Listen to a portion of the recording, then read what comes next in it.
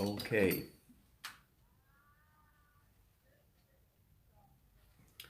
Still getting no audio. Forgive me, forgive me. Let me take a minute. I say this every time. You can't believe how irritating this is. Before you guys, I started broadcasting, I did a sound check. Everything was perfect. Moments before you came on board. And as soon as I start broadcasting, my sound disappears.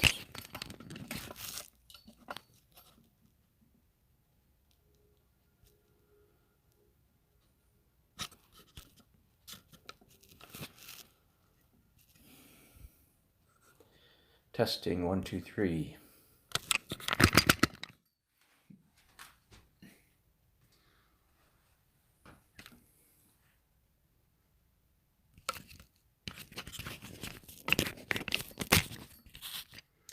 Testing 1, 2, 3.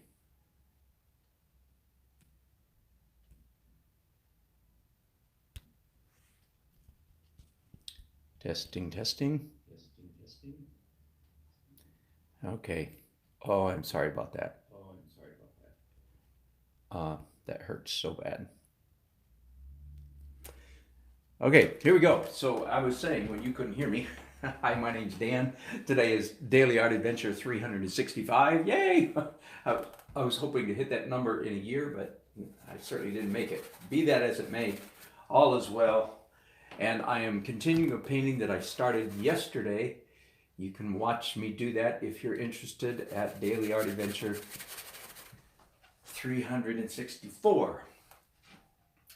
And I have to hurry up and finish this because my schedule is full. Generally, that's a good problem for me to have because I tend to paint better if I'm in a hurry. So let's hope that continues today. As you can see, everything I did yesterday is dry, which makes this this step of the process actually a little bit easier because I don't have to worry about the dark stuff smearing. So I'm doing what I call my fuzz layer. You can tell it's by the way that I move that this is definitely the fuzz layer. And it's nice to be able to do it without smearing the work that's already on there. In the fuzz layer, it's translucent. That's important. And I say this every time, I know, but I continue to hear people convoluting the definition of the word transparent and translucent. For some reason, evidently that's a word that a lot of people just miss. They're fuzzy in their brain. But I think if you give them two options, transparent and translucent, most of you will figure it out. You know what those two words mean. You just don't know that you know. And when you're meaning to say transparent, you say translucent, and many people. And when they're meaning to say transparent, they say translucent because they want to sound smart or something. Anyway, there you go. So now I'm doing translucent layer. And in this case, I'm feeling like the translucent fuzz layer is quite important, more important than normal, because I'm really trying to shift the light in this painting. I'm really trying to make the light work. I want the lightest area of the painting, or the most intense area, to be right down here instead of up here where the sky is. I'm reflecting, probably most accurately at the moment, I'm reflecting. This is one of I took many photographs yesterday. This is one that I chose to print out. And you can see how it's light down here and light is hitting these right here and these buildings. I like that effect. At the same time, I like this photograph down here where this row of buildings are really popping out a little bit, this bridge. So it's a combination between those two that I'm looking at for this effect. I want a strong band of light coming through the middle of the painting. and then allowing the tops of these buildings to go a little more abstract than the way I normally do. I've talked about this often. When I see cities, this is this is the sharp part to me. It gets fuzzy as it goes down. A lot of other painters, good painters whom I respect highly, they do the other way around, and the tops of their trees are all fuzzy. The tops of their buildings, I'm painting trees, so I've got tree in the brain. The tops of their buildings are all fuzzy and abstract, and it's more clear at the street level. And for some reason, that's just not the way I see cities. But in this case, I want the real strong band of light to come through here and let this go back a little bit. So I think I need to do most of that kind of thing. I want to get it going in that direction in this fuzz layer, what I call it. So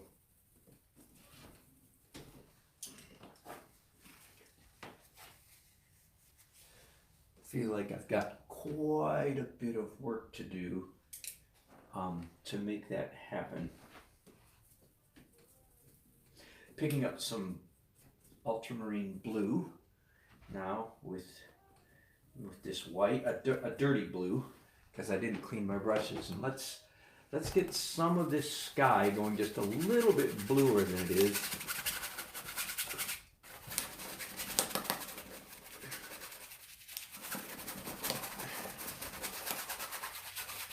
And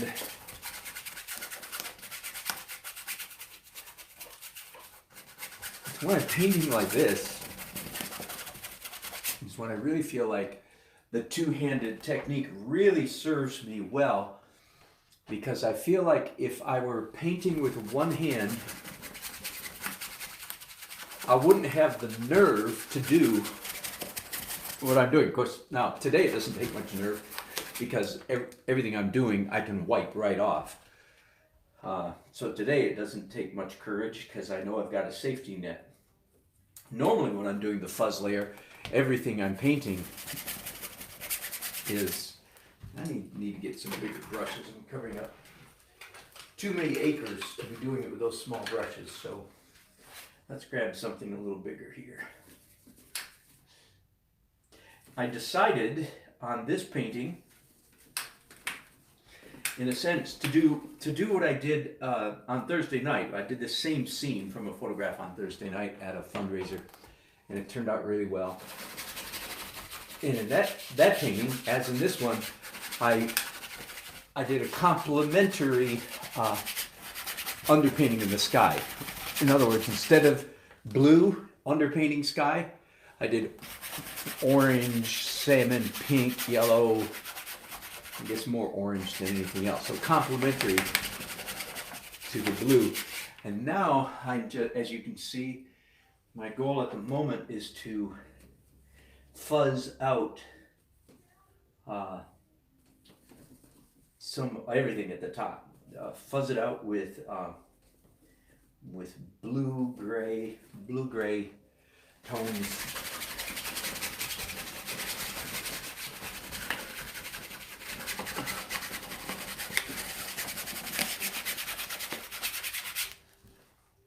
Again, because I'm thinking of making this less sharp and this more focused, more intense. While I'm doing blue though, let's go ahead and do some of these, fuzz in some of these blue buildings. There are several buildings here in the Raleigh skyline that are distinctly blue. This one, probably the bluest. Can you see the photograph? Let me show you that one for a second. Can you see that? I know the glare is kind of bad. Or this one down here, very, very, very blue buildings. So I'm going to go ahead and indicate that. This building here is also blue.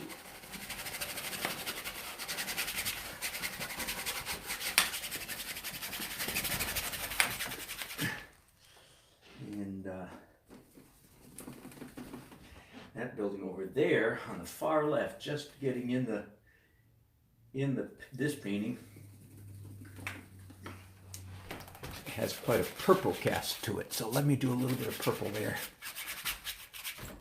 Okay, and you'll notice, of course, especially those of you, perhaps you're a beginner painter, a little bit, you're mystified perhaps as to if this is a blue building, why am I painting crazy outside the lines, right? Well, I'll give one answer. Most of you guys, I know who you are. You say things like, I want to get looser. Well, then get looser. Don't just say you want to get looser. Like right there, I'm painting that. Look at my brush got 8-10 inches away from that. And again, I'm painting this.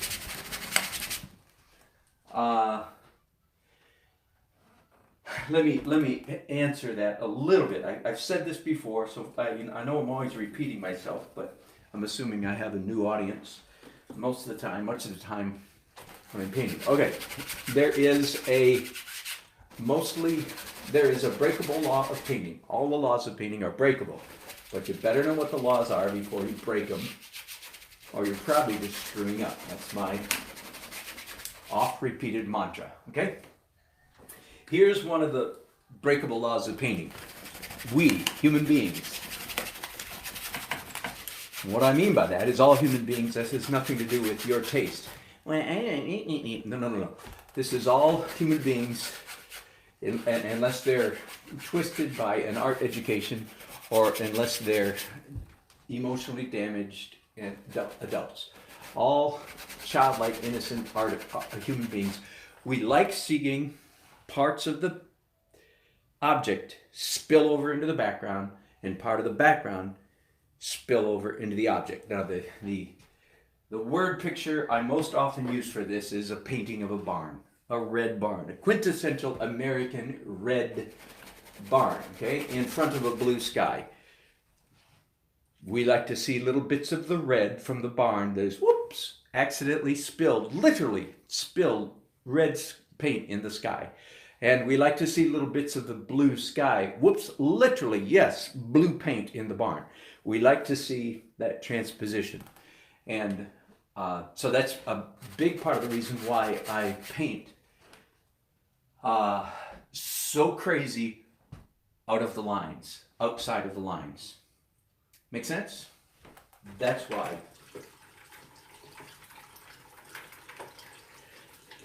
Especially in this fuzz layer, because it's so easy to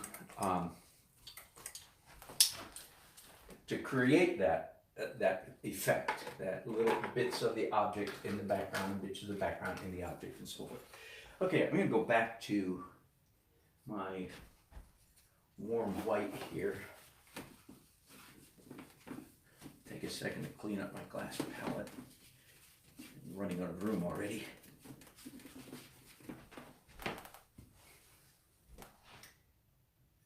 And so again, warm white with yellow ochre, and let's redo some of the glow down here.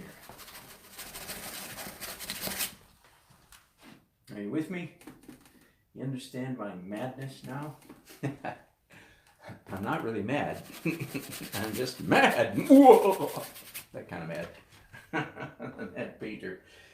Mad painter. So let me do some more of that. Again, more light, more light, more light, more light, more light, more soft edges.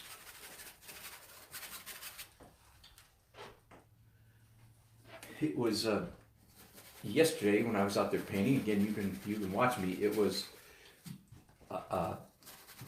dodgy weather. For a while, I didn't know if I was going to get deluged upon, but I didn't, and I was rewarded for staying out there with some gorgeous light effects. Really got some of the nicest, some of the prettiest pictures of this skyline view that I've ever had, because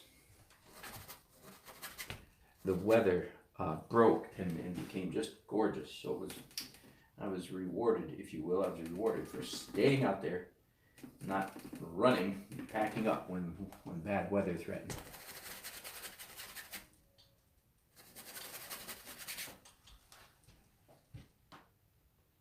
Okay, I'm doing more fuzz on this painting than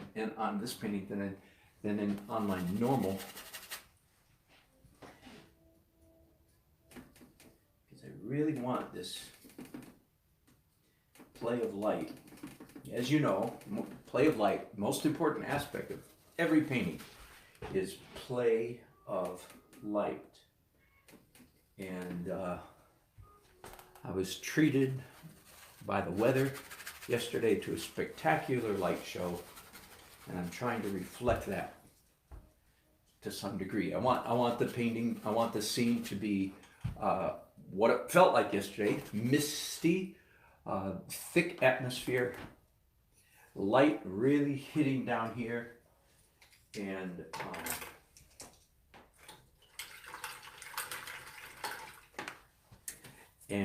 not so much at the tops of the buildings. I want the tops of the buildings to go a little bit dark, but I want the lightest area to be right here, sort of in the middle of the scene, right in here. Now, I'm going to do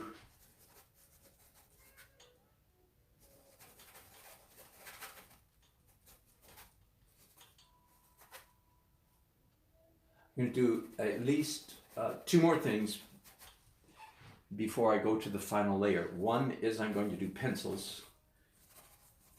Again, just for the texture of the pencil line. And the other thing I'm going to do is lift off a little bit of what I've done in the last several minutes. Lift off some of this with a rag. Mixing up some more dirty blue now. Those brushes are too small. Let's go back to some medium big brushes.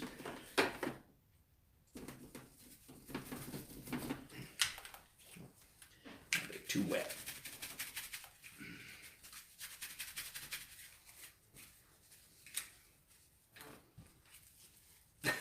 By the way, yes, I paint hard. See, I just broke my brush, cheat brush. I paint hard, partly because I'm in a hurry. I'm sure partly because I'm whatever personality it is that I'm tightly wound. Sometimes I call what I do aerobe painting. Kind of kidding. I get an aerobics workout by painting so hard. And I'm only half kidding. This is part of the reason why I recommend painting standing up whenever you can instead of sitting down. Now, after a point, your legs, your feet, your legs, your knees can only take but so much. At that point, then you sit down. And I often sit down at the end of my painting process. But stand up if you can. As I say sometimes, at the risk of sounding sexist, stand up and paint like a man. Or a whoa man. Either one. A lot of people would paint better if they paint with real vigor. And at least I hope I'm an example of that to you. Come on. This is. And I know I'm probably just reflecting my own personality too much by saying all that, but it is, I do think there's something to it. Come on. And there's people all over the world that are working hard for their living. You can work hard, Mr. Artist, Mrs. Artist. You can work hard. Come on.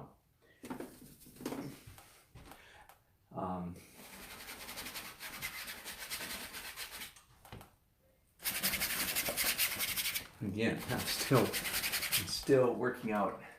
I'm doing a lot more fuzz on this painting than I do normally. I think I'm going to stop there though.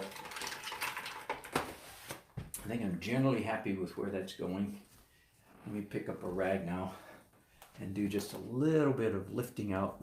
Oh, never mind, I'm going to use my finger evidently.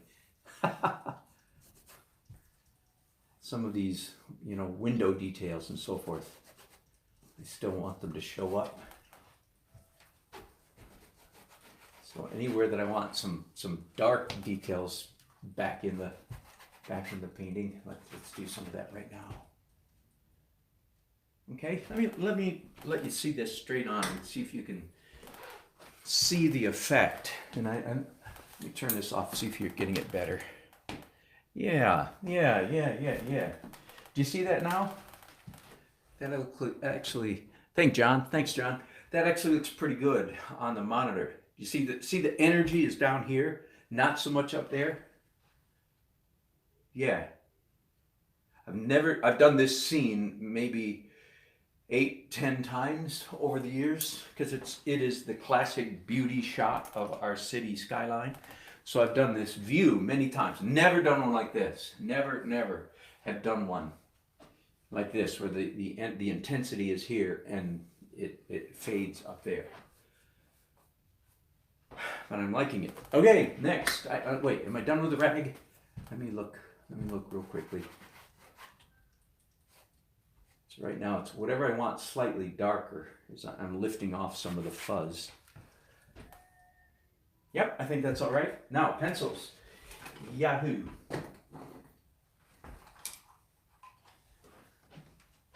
And at the end of the pencil phase, by the way, it was too late. I don't know if you saw the way that I drew this line right here. Let me try to do another one. This is the kind of thing, you can't do it when you try. You sort of have to just let it happen. It's like I give my hands permission to have a certain degree of autonomy.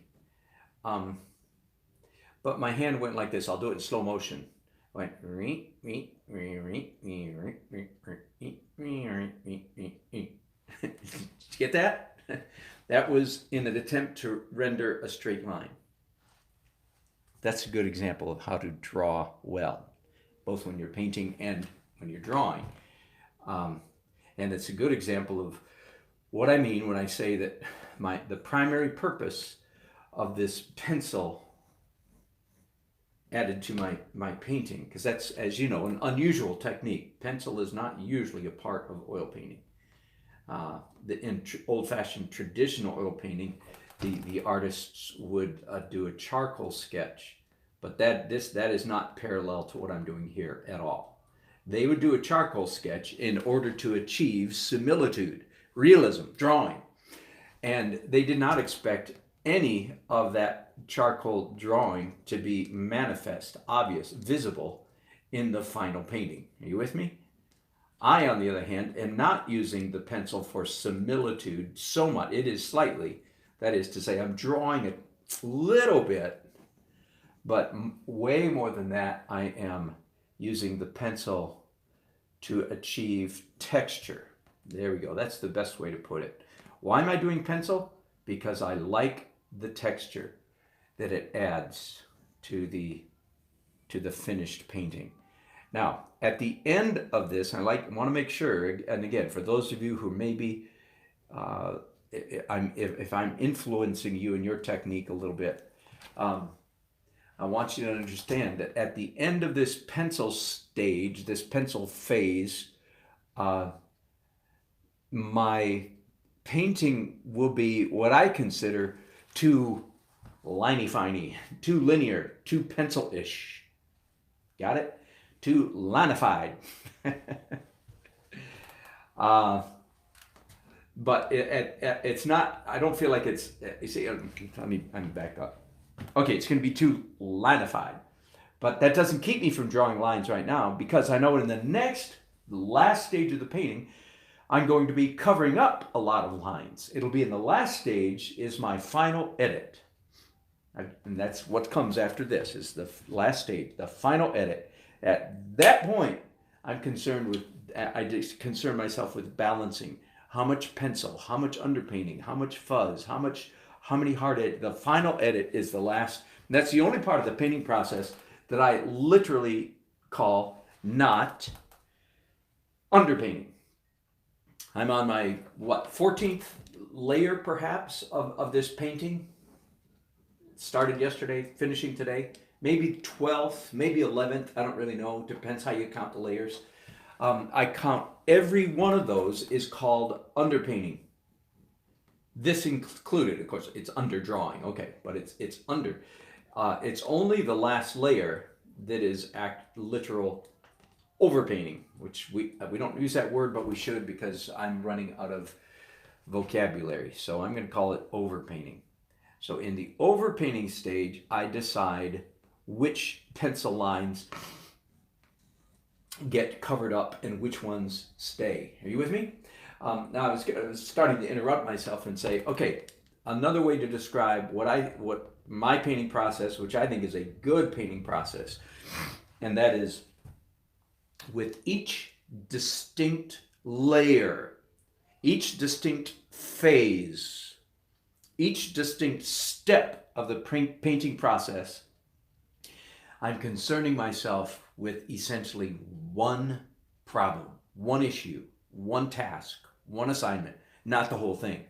When you paint in the traditional oil painter manner, old-fashioned oil painting, you mix up colors, and of course many people are brilliant at it. And it's basically, it's what I used to do back in the days when I painted. This is going back before 2004, when I painted in a much more traditional manner.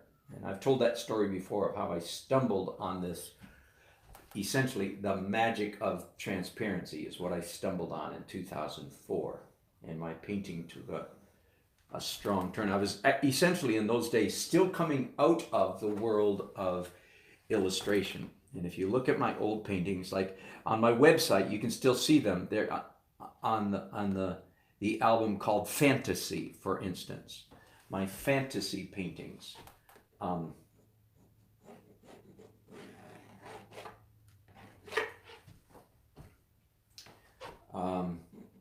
After that time, now, my painting, with each layer, I'm like right now, what am I concerned with? I'm concerned with drawing, and I'm concerned with a little bit similitude. I'm concerned with making pleasant textures with pencil. That's pretty much all I'm concerned about. The drawing is done. I'm not going to move any of these buildings. There's not going to be any big urban renewal project where I move a building, 30 feet to the left or right, or a tenth of an inch or an eighth of an inch to the left or the right. Does that make sense? So there's a real benefit, I feel like, to painting in a manner in which with each stage, with each phase of the painting process, you're essentially only concerned with one problem. And that keeps you having to try to do so many things at once, in which case you normally do them poorly.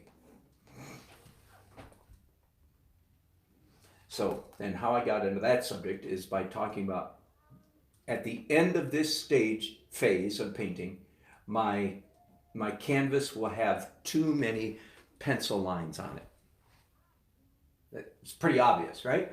It's just got too many lines on it. But I don't worry about that. It's not time for me to worry about that at this point.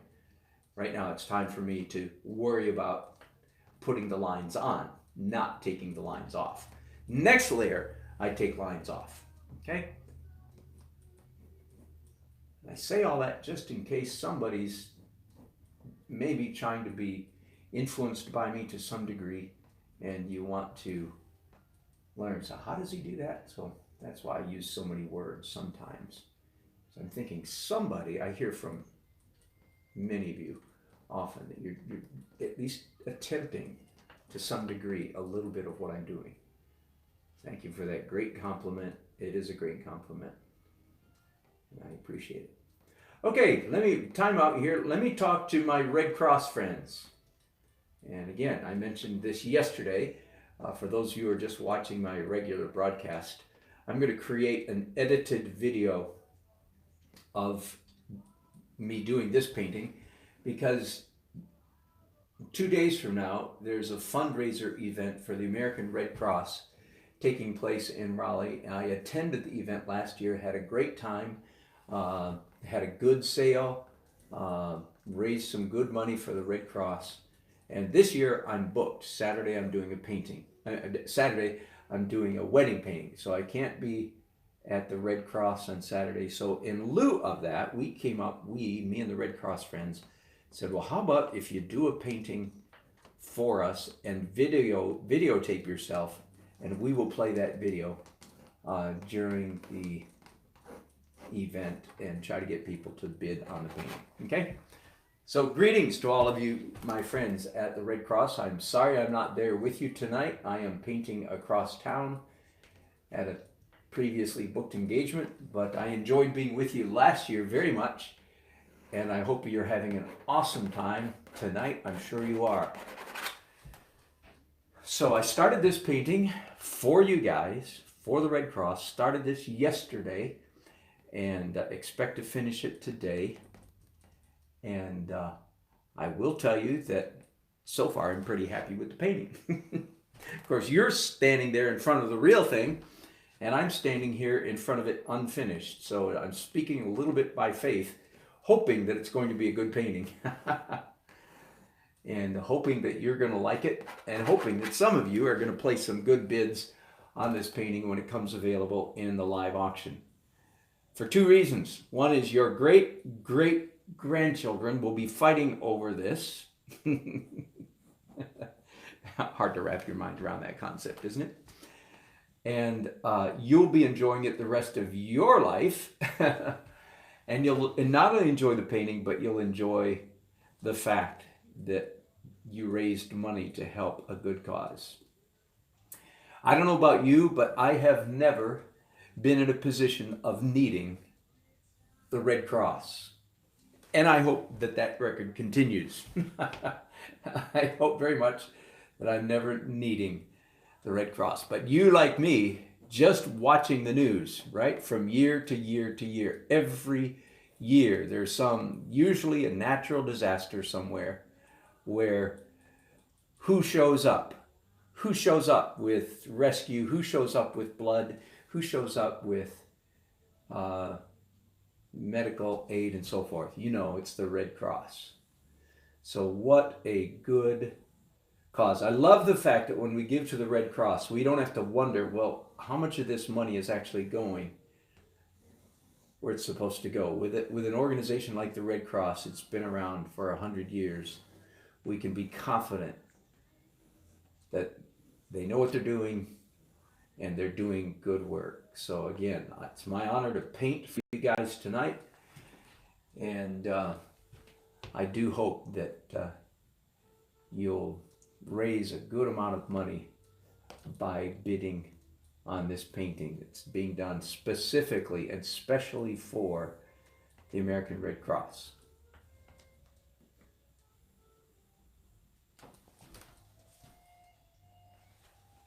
This is, of course, our beloved Raleigh city skyline.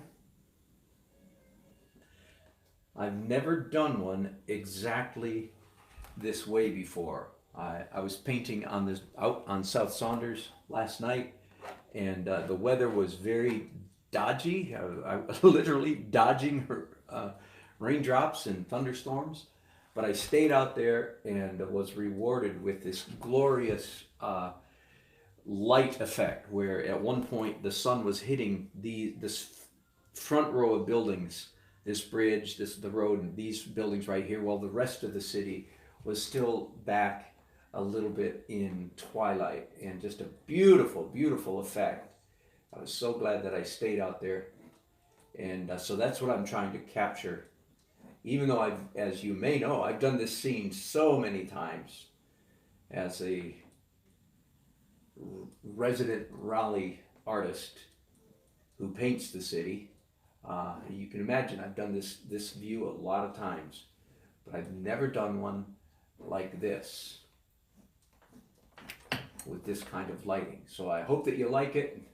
Again, I hope that you like it enough to place some good bids on the painting.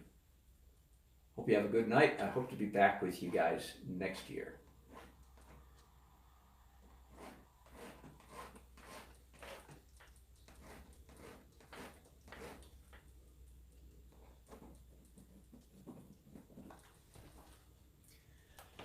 Okay, back to my regular viewers. So I'll be editing this video, the video for the Red Cross, so I can take out any of the chatter that I don't want and just leave them with the chatter I want to be here through the magic of editing. So this afternoon or this evening or tomorrow, I'll be sitting in front of my computer for quite a long time editing stuff. Those of you who work on computers, as I do sometimes, you can spend days, weeks editing stuff on your computer. Am I right? Whew. We use computers because they're fast, but then we spend so much of our lives plunked down with our eyes glued to the monitor. We're wondering, well, how fast is this really? Oh well, not complaining really.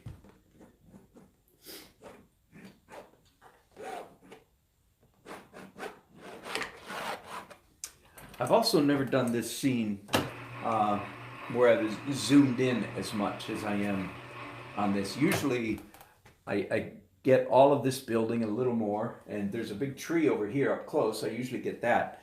So this is kind of a more zoomed in view of the city than I normally do.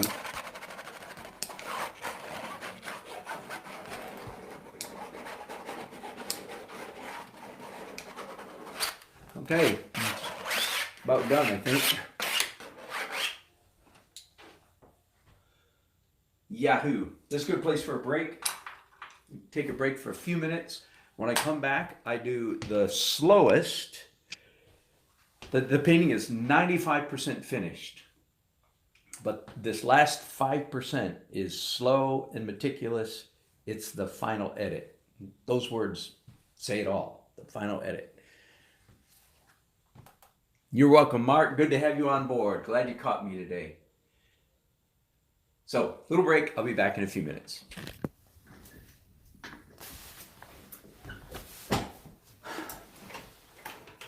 Hello and welcome back. I am ready to get going with the final phase of this painting. And it's about 1 o'clock, almost 1 o'clock in the afternoon. It's the final phase and the slowest phase. I sure would like to have it done in an hour. That's a little bit optimistic, perhaps. Okay, hour and a half. Would love to have it done in an hour and a half. Now, the last phase, again, this is for those of you who are interested or perhaps are emulating me to some degree. 4 options for starting the last layer. One is the furthermost object. This is traditional oil painting. Traditional opaque oil painting, you start with the sky and move forward. That's one option. Option number 2, start with the focal point, which is around here somewhere. That's pretty vague. Option number 3, start with the lightest, brightest, whitest object, which again is some of these buildings down here. And option number 4 is start with some local color. There's some object in the painting that's just not the right color, and you feel like you can't proceed with the rest of the painting until that one erroneous color is fixed. I almost feel that way about the sky in this case. But I think I'm going to start down here anyway. So I'm going to start with focal point, lightest, brightest, whitest stuff. So I'm going to mix up some white, and I'm sitting down now. It's time to sit down. Now, the danger of sitting down is that you get too fussy, you get too fastidious. So would you slap me if you see that starting to happen? And I'm going to start with a sort of a mid-range light cream-colored white. I'm leaving myself room to get brighter. Okay? And always, as you know, with every step of the painting process, it is the nature of the marks themselves that separates the good painters from the great painters. It's the very essence of the marks themselves that makes the difference.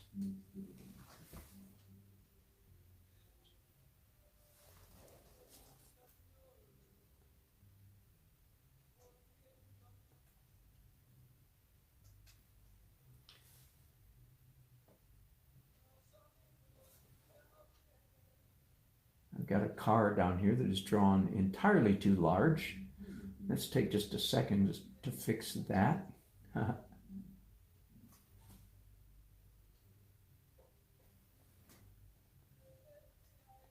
So again, it's more important that the marks I'm making, well, this is true of every step of the painting process, but especially with this one, it's more important that the marks are pleasant than accurate. I call my painting technique, and I agree I'm indebted to David Lefel, Lefel, New Masters, I think it's called, look him up, very highly regarded painter in America. He calls his technique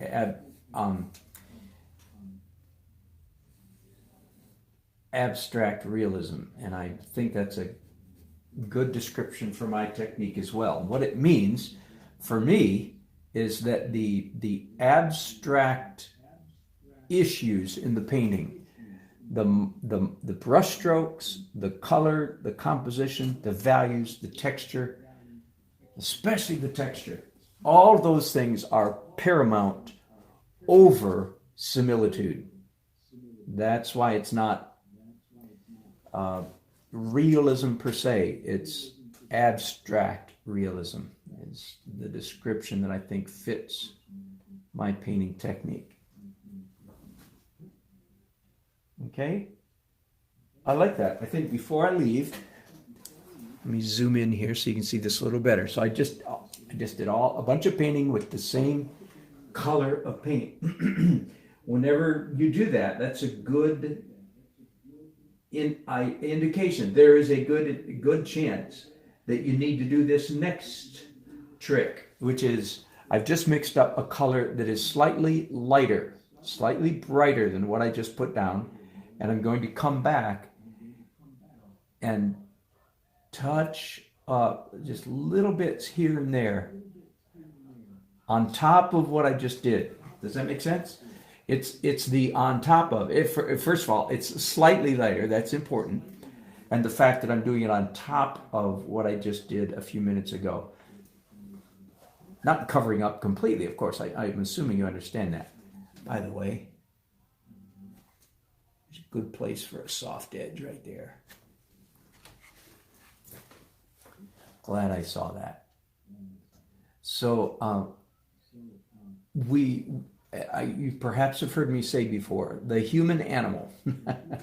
I say things like that to try to get around you guys who say such tomfoolery as beauty is in the eye of the beholder and so forth. People who believe that beauty is in the eye of the beholder only say that because they're producing ugly artwork. Woo! Stingy, zingy. There's room for difference of opinion, but nope. That is not true. Beauty is beautiful because it's beautiful, and what is amazing is the degree to which all human beings across all history agree on what is beautiful. That's what's amazing, not the fact that there's variety, it's that there's unanimity. That's what's amazing and true. Anyway, so the human animal doesn't like to see light paint put on top of dark paint. What we do like to see is the opposite of that. We like to see, did I say it right? We like to see light on top of dark. We don't like to see dark on top of light. I'm sorry, I may have said that wrong. Let me correct that, just in case. The human animal does not like seeing, and I'll put it this way, We do not like seeing dark paint laid out on the top of light paint. Are you with me? What we do like to see very much is light paint slapped on top of dark paint. That's what we get. Our little brain gets in a happy tither over light paint slapped down on the top of dark paint. So that's what I'm doing right now, but I'm going to do it, as you saw just a moment ago, I'm going to do it more than once. I'm going to do it one time here. I say I'm laying down some, so like, what color would I call this? Buff, warm, very warm white. It's about a number 2 value, maybe even 2.5 value. It looks very light right now, but it's only because of the context of what I'm putting it on top of.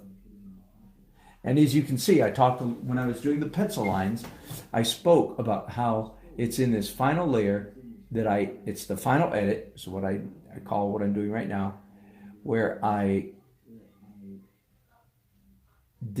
cover up much of the pencil work. How much? There's the rub. That's the challenge. As an artist, you have to decide how much is too much and how much is just enough. So I hope I'm hitting the sweet spot of covering up just enough of that pencil work. Hang on just a second. That's a little too fussy. You do that again. So I just defussed it a little bit. Will you let me make up words like that? And before I even leave that wall of that building, I'm going to do the same trick that I did a few minutes ago, mixing up a slightly lighter version of what I just put down. Let's come in then. And here and there, it almost doesn't matter where you do this. You could put it anywhere.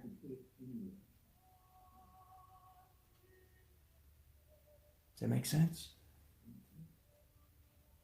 Because our eyes just we get a kick out of seeing. It's like, ooh, that looks delicious. To see this light paint on top of what was slightly darker. That wall, that is probably finished. So back to a slightly darker yellow. I'm just, again, picking up a little bit of yellow ochre to mix in.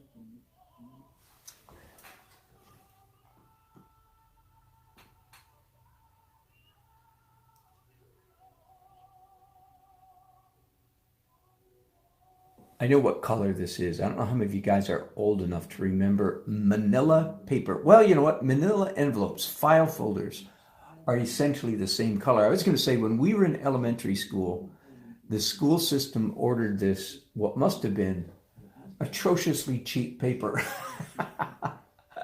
I didn't think that at the time as a kid. It was just paper. Now I realize, the reason they got that stuff is because it must have been 50 cents a ream or something. It must have been really cheap stuff. Manila paper. Do you remember manila paper? It's about the same now as manila envelopes, though. Made a very different way. So I'm trying to give you an approximation of the color that I'm using on my brushes right now. It looks fairly bright on the canvas right now, but that's because I'm putting it on stuff that is that much darker. Does that make sense?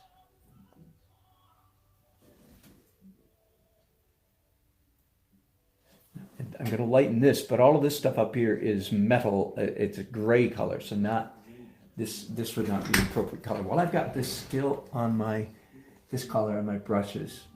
And here I'm trying to be very careful about how many hard edges, where I put hard edges.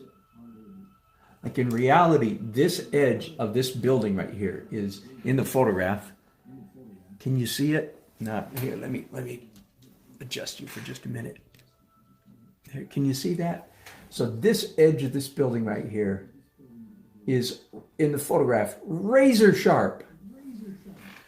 And the question is, if it's razor sharp in the photograph, Why am I not going to paint it razor sharp? Well, because one smart aleck answer is because I'm smarter than the camera. The camera just opens its mechanical eyeball and records one snapshot, right? It records literally what it's seeing. But because I'm smarter than a camera, I have the capacity to edit. See, what a lot of people mistakenly think, and I contend that it's largely because we live almost 200 years after the invention of the camera. Our race, humanity, has been deeply impacted by photographic realities. And what a lot of people, young artists, erroneously think is that we see like a camera. You see it, the internet has made photorealistic art ubiquitous. It's everywhere, right? Just Google photorealistic art. Now, I don't despise photorealistic art. Of course, it takes a lot of work, and there's some people doing amazing realistic work. But I think it's misleading a lot of people, generally speaking, misleading more than it's hurting, more than it's helping. Because the human eye does not see like a camera at all.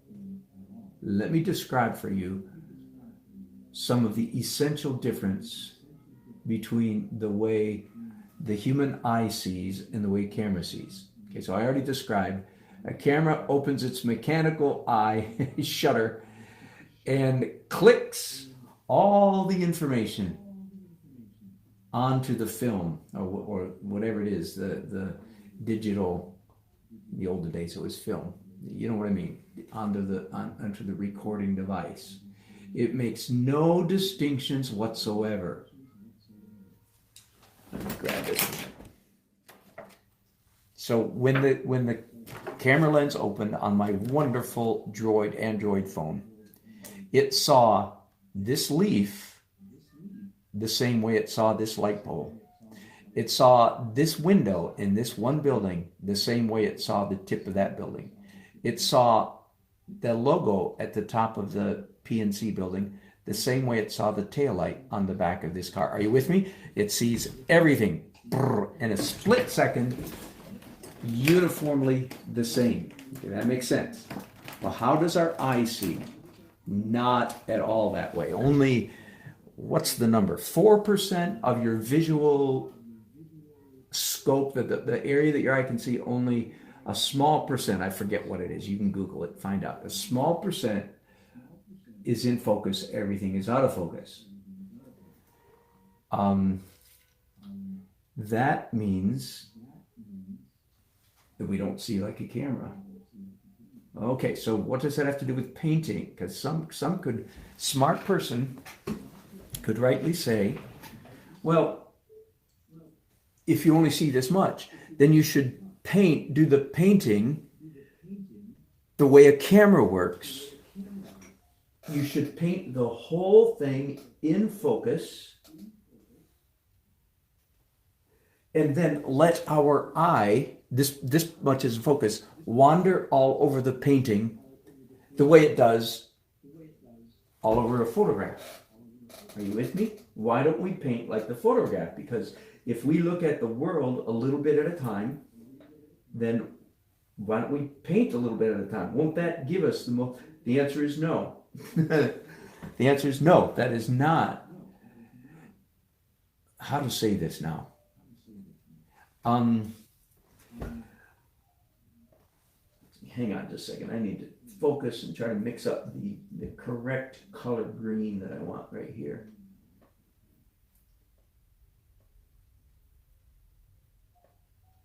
Hang on. on just a minute.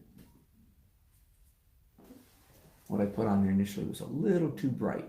I want to come add that for a second layer. Okay.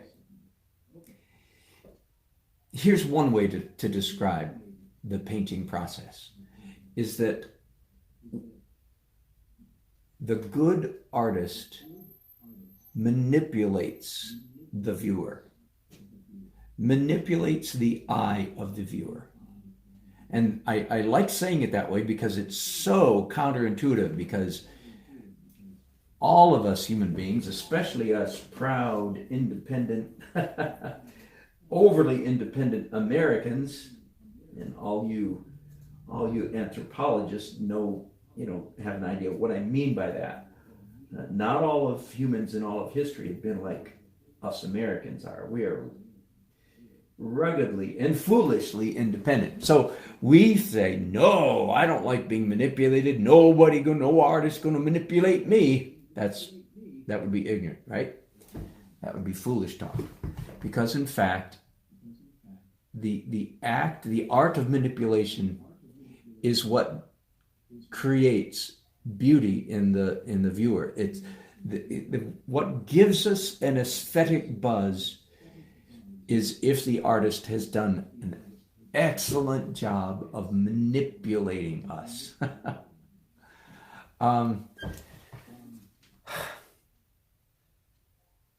That's part of the answer. Let me give you another approach. Why? I'm trying to answer the question, why don't we paint everything in focus like the photograph, like this photograph over here that you can see? Why don't we paint that way? And of course, some people do. And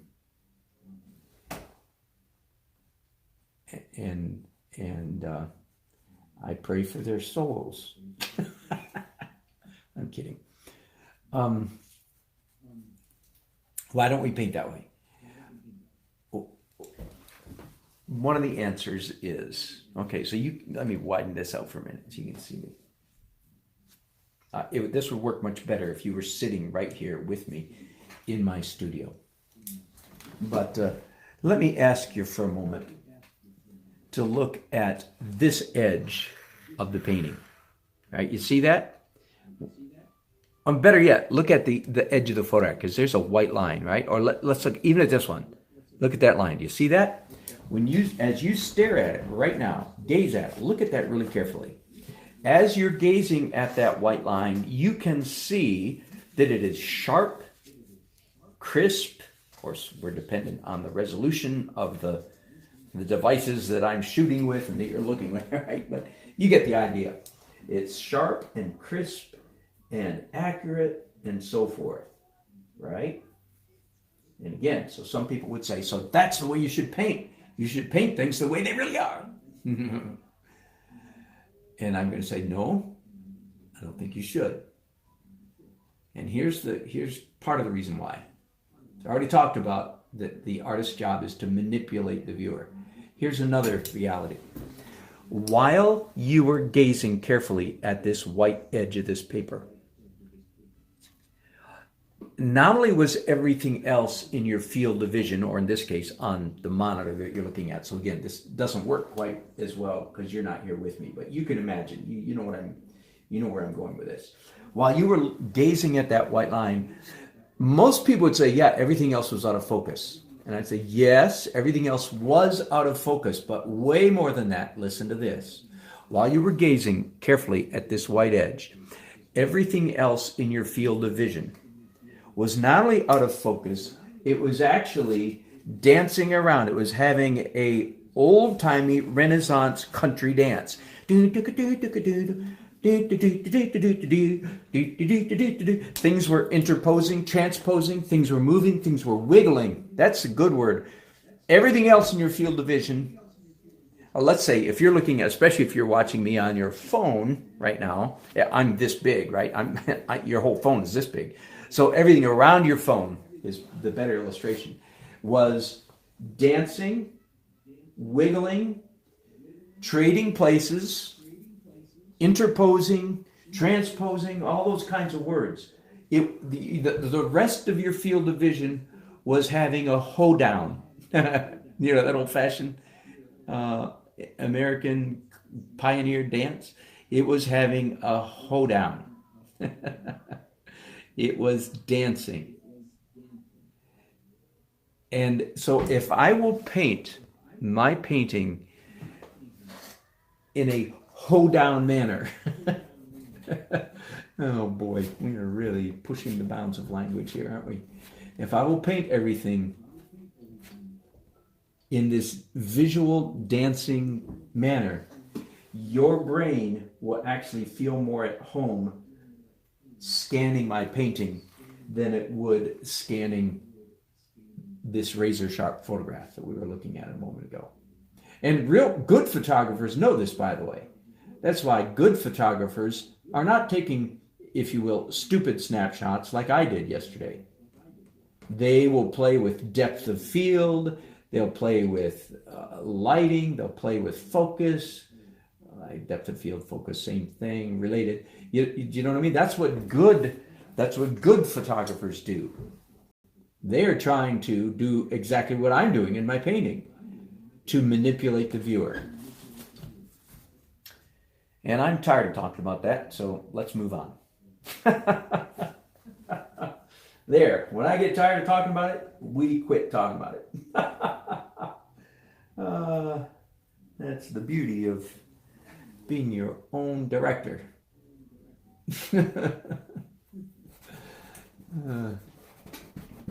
Okay, so while we were talking, as you can see, I was working mostly with this green stuff. Again, I want there to be a band of keep right through the middle of this scene, the middle of the painting, not the top. I want to keep the top somewhat vague and subtle. Why? Again, because the viewer likes being manipulated. That's why. Does that make sense? So if I do a good job as an artist, the viewers of my painting will be happy.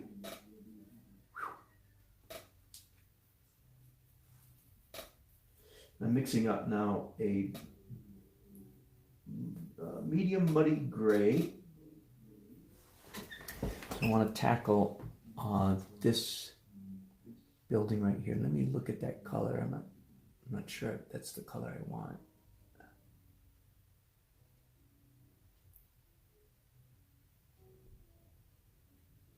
Generally speaking, in this final layer, I allow the underpainting to tell me what color it wants me to put on top. I don't usually take a wide tangent left or right from the color that's already there. Usually I stay fairly close to what's already on the canvas in most cases.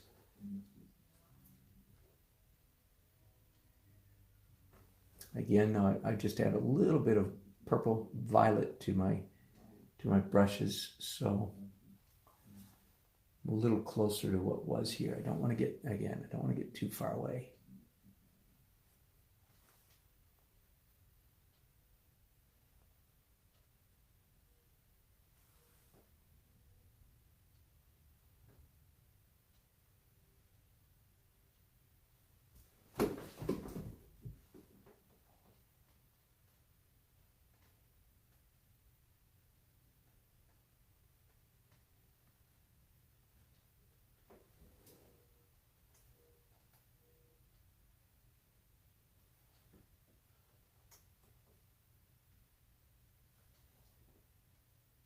Yeah, I think I'm trying to decide whether that color is correct or appropriate. I believe it is. So you know the trick, right? You know the drill. You know what I'm going to do next, right? Let me get you over here and show you my paint palette just for a minute so you can see what I'm doing. Am I there? Yep. Okay. So here's the color I just used, right? Now I just reach up here and get some titanium white and mix it in. That might have been too much titanium white. I think I'm okay. And using what was already on my brushes and using what was already on the palette. So now I have simply a lighter, whiter version of what I just put on the canvas. Does that make sense? That was this building up here. So now I come in here.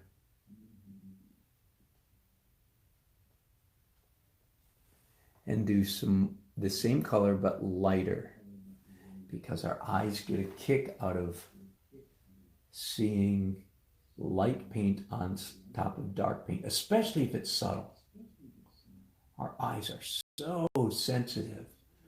My goodness, they see millions of colors, way better than any camera can. Ask any professional photographer, how does a camera compare to the human eyeball? My goodness.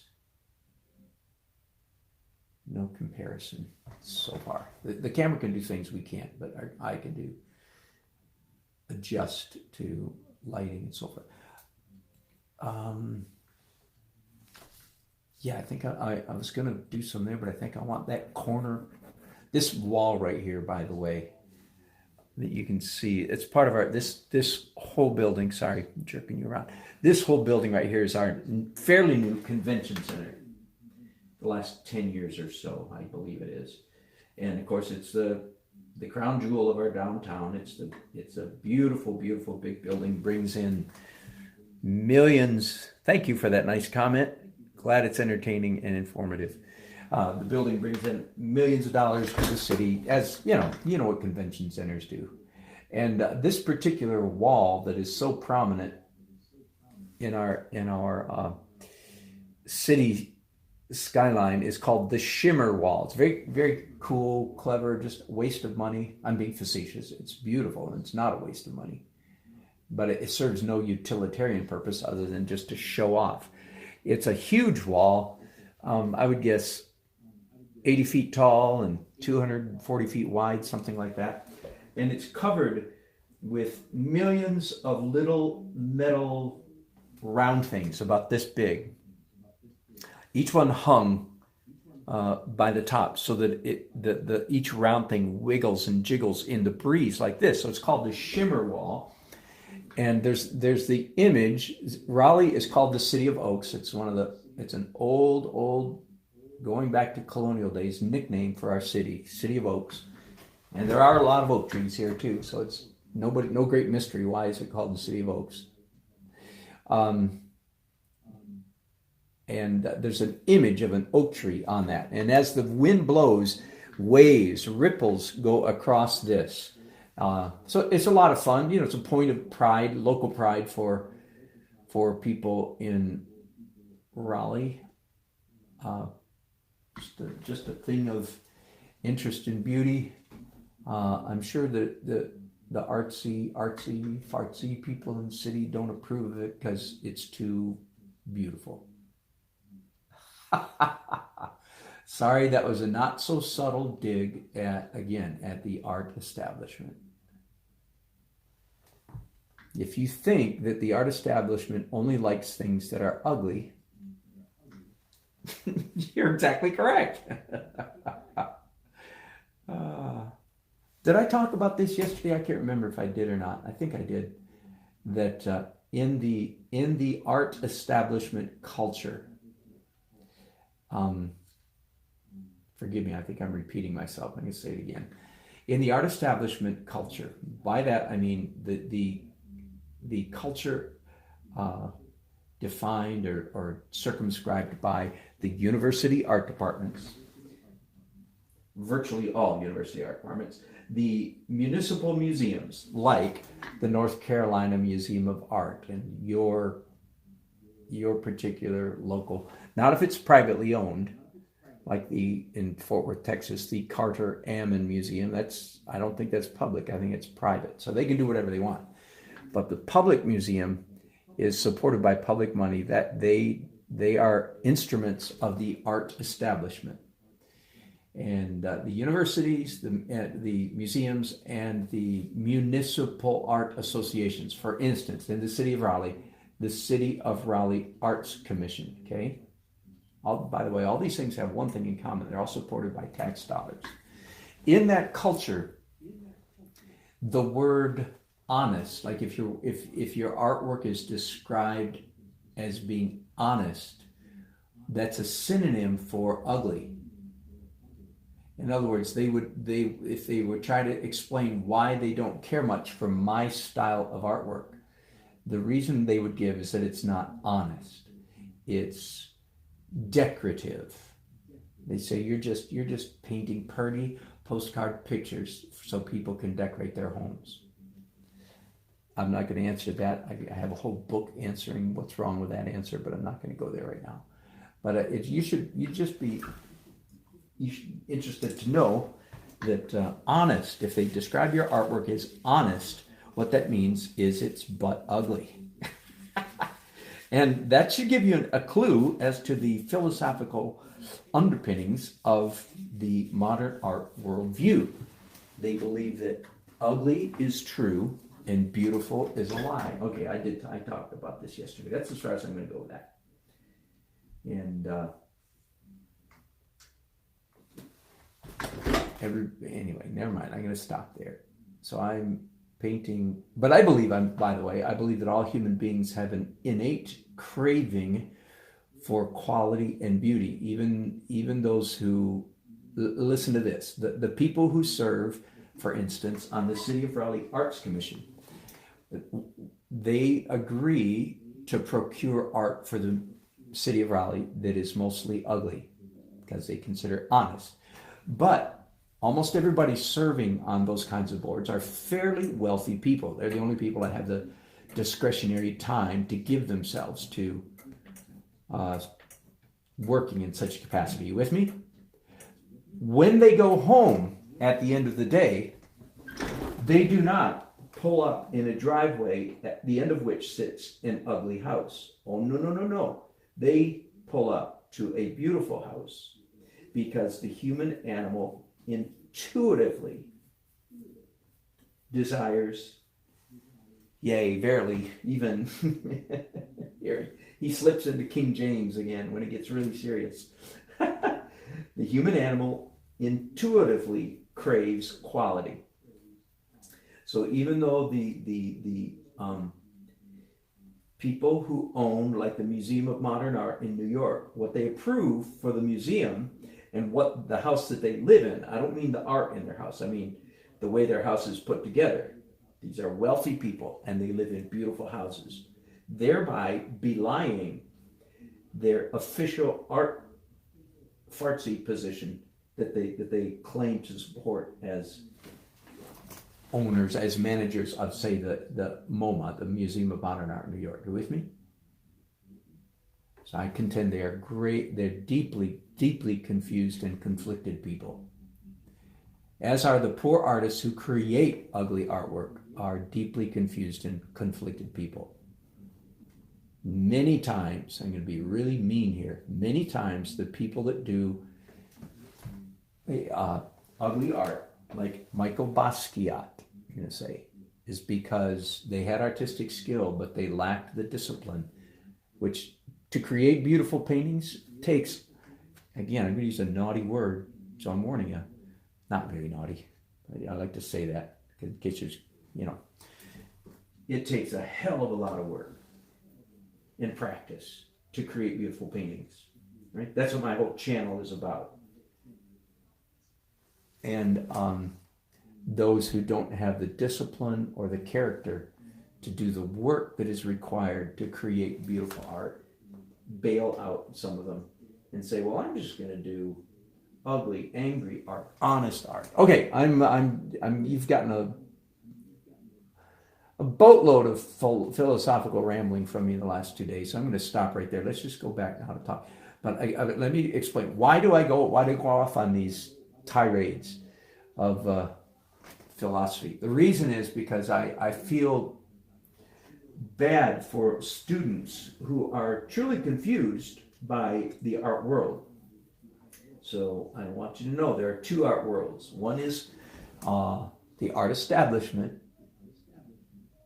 professors, art museums, and municipal art associations, and some New York high-class collectors who are just making money on it. There are two worlds. One is the art establishment, and the other is, if you will, ordinary people like us who are trying to create beautiful, beautiful paintings. Okay, end of philosophy. You can come back in now. Again, you can see I'm still trying to find this area of light. And now that I've done that much of it, I see that I can come back and do even more light than I did last time I was here. So I'm mixing up some lighter white stuff.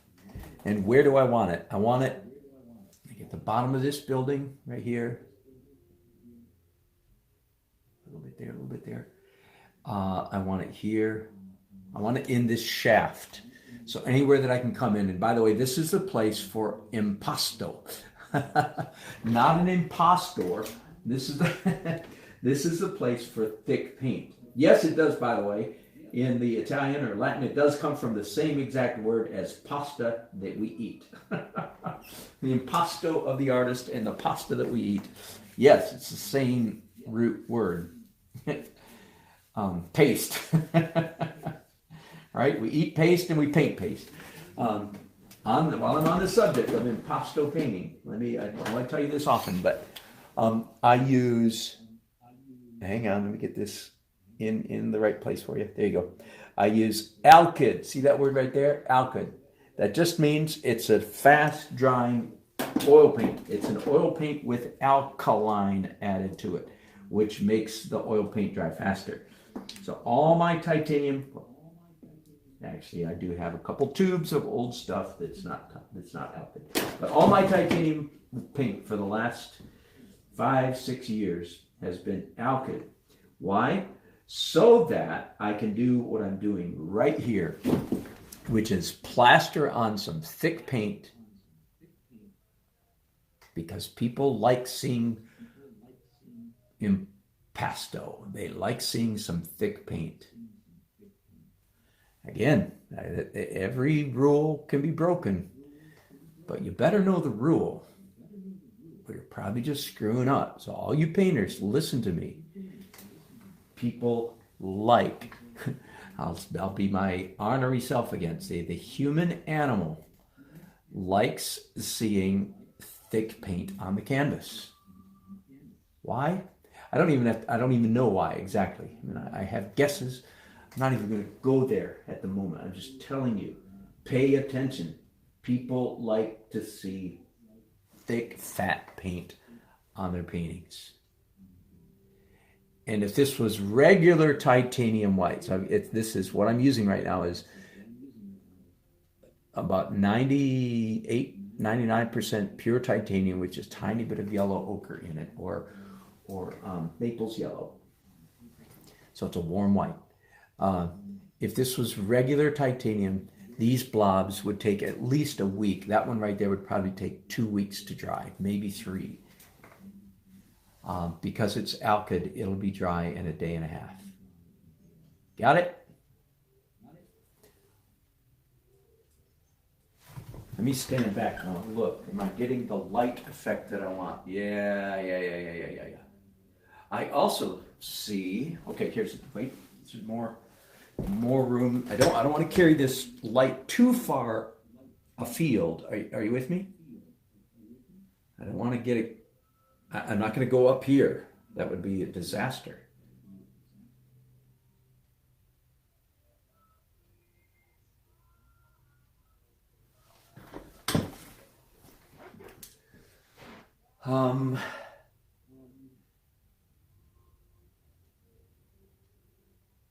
I also see now that I can get even lighter in the green trees. Okay, last time I did the green, and again, this is safe, because our eyes, the human eye, I've been saying today a lot, the human animal, it's a good way to put it, the human animal likes seeing light paint on top of dark paint, even just slightly lighter. In fact, it likes that even better because it enjoys the subtlety. What enjoys it? The human animal, the human eye. Okay, and I use that terminology so that people won't think that it's a matter of opinion. Like, well, some people do. No, no, no, no, no, no, no. When you hear that tone of voice, you know you're in trouble. I will not engage that spirit, that attitude in conversation. Okay? Human beings like seeing stuff.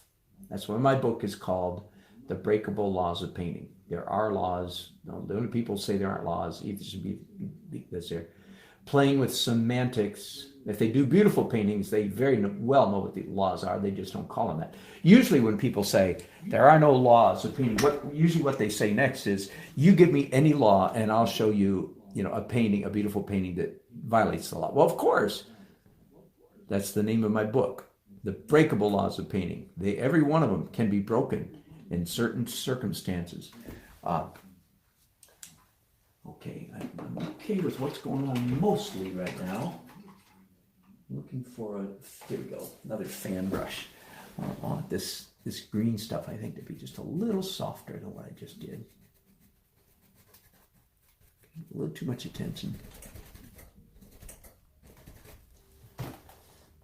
But, by the way, I don't know if you've heard me say this before, that brushy scumbling that I just did, again, our eye, the human animal, does not like seeing that as a final texture on the painting. It's not a pleasant texture. It gets the job done, but you should usually follow up any scumbling like that brushy.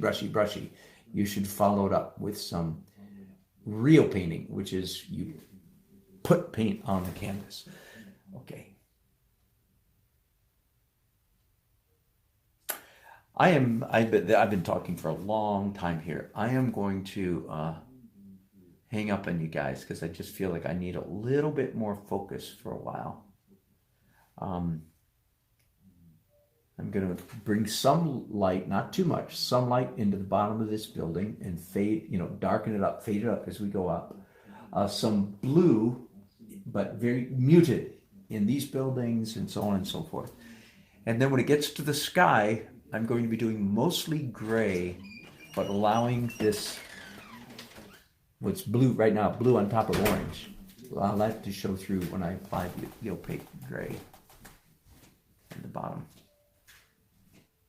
Okay, good enough. Thanks for joining me. Thanks for following. I will be back in a little.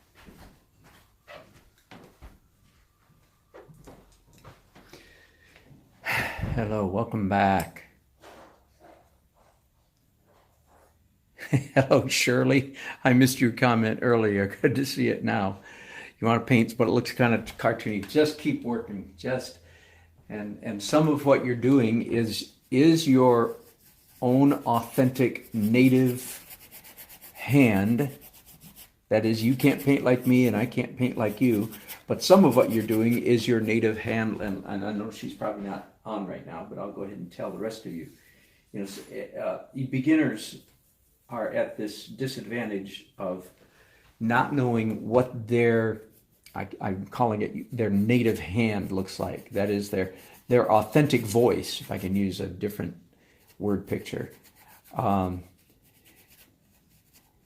some of what they don't like about their own artwork is that it doesn't look like somebody else's. Like in this case, it doesn't look like mine. And that frustrates them. Well, some of the frustration is because it doesn't look like mine.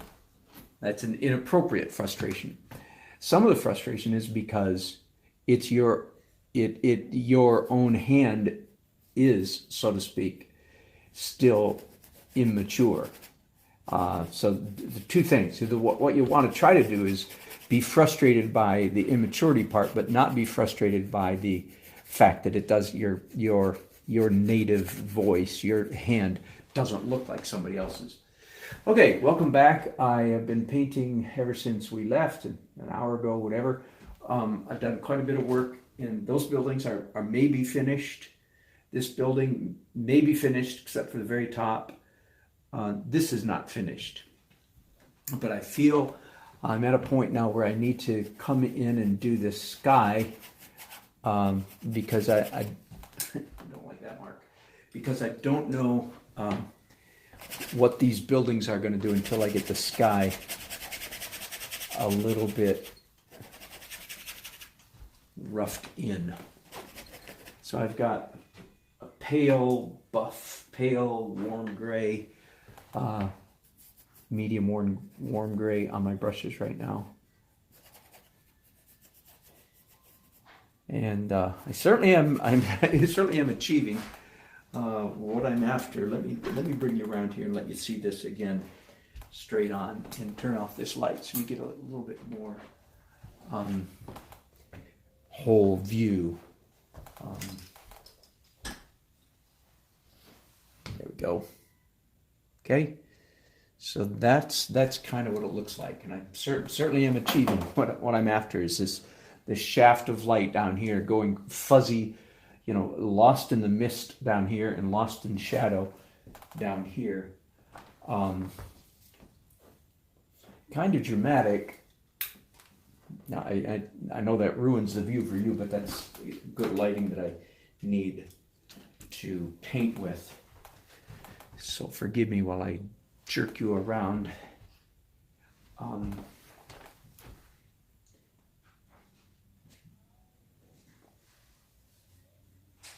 want to be very careful in all of this area up here, not to get too energetic in my brushwork. Oh, I shouldn't say not. No. That's not what I mean. Yes, energetic, not too precise. I don't want to get too fastidious, too fussy. And once again, painting with two hands, or two hands. Painting with two hands is even more difficult than painting with two hands.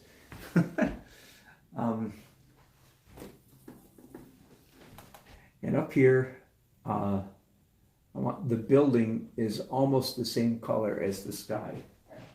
And exactly how almost, how close is that's what I'll be tweaking for some time, trying to get it close, you know, enough so you can barely see the edge of the building. Except in places where I think a lost edge is certainly very appropriate. In this case, where the edge of the building actually does disappear here and there.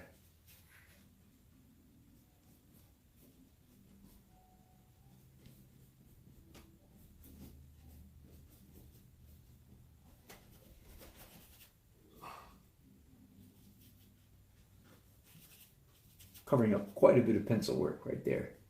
Just getting rid of it. Okay, now let's see what I can do next. I do need some more light in the sky. So I'm mixing up again a lighter, adding some Naples yellow, which is about the color of a file folder, traditional file folder. So I want more light down lower in the horizon and in that corner. And I've put quite a bit of light over here because what started as light here actually turned into a shaft of light, which I actually like quite a bit. So it comes all the way up here into the sky, and I'm liking that effect quite a bit.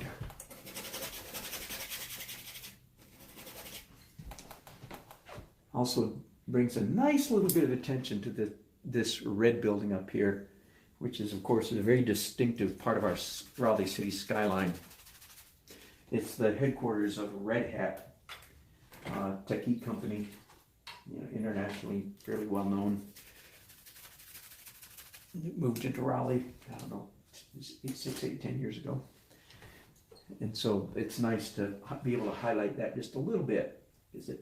It's a red building, red, very, very fire engine red top of the building, and therefore a very distinctive part of our skyline.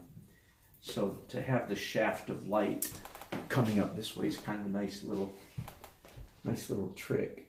I'm trying to mix up just a little bit warmer. Nope, it's not warm enough yet.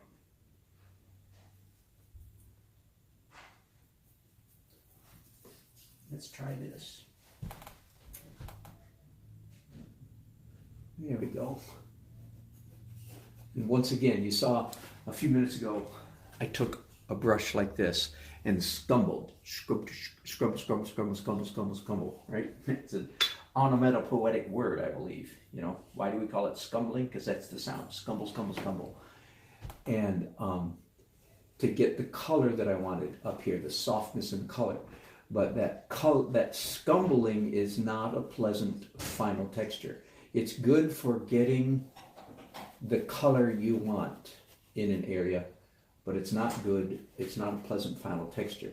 The final texture that we like to see is what I call real painting. Not what I'm doing with my thumb, but applying paint, slapping paint down and leaving it, so to speak. That's real painting. And that is, more than once I have taught an all-day painting class on brush strokes. I teach we did a painting together, but the whole focus of the day was on brush strokes. I came up with 42 different descriptions of brush strokes. 42, because it was a grid 6 by 7, and in order of energy, categories and energy. And one of the main purposes of that class was to get students away from the awful habit of what I call brushy, brushy, brushy. That is, when you don't know what else to do as a beginner painter, you revert to, forgive the stupid look, but when you don't know what to do, you do brushy, brushy, brushy. And you want to get away from that as quickly as possible as a beginner painter. Because brushy, brushy is a terrible way to paint. Did I say that strongly enough? I really believe it. It's a terrible way to paint. And of course, it's a product of confusion. So we are all confused in life at various stages and various moments. Nothing to be ashamed of. We all do it. It's just my job as a teacher is to try to help you get past that as quickly as possible. And one of the ways is to tell you, no, don't do that. Don't do brushy, brushy.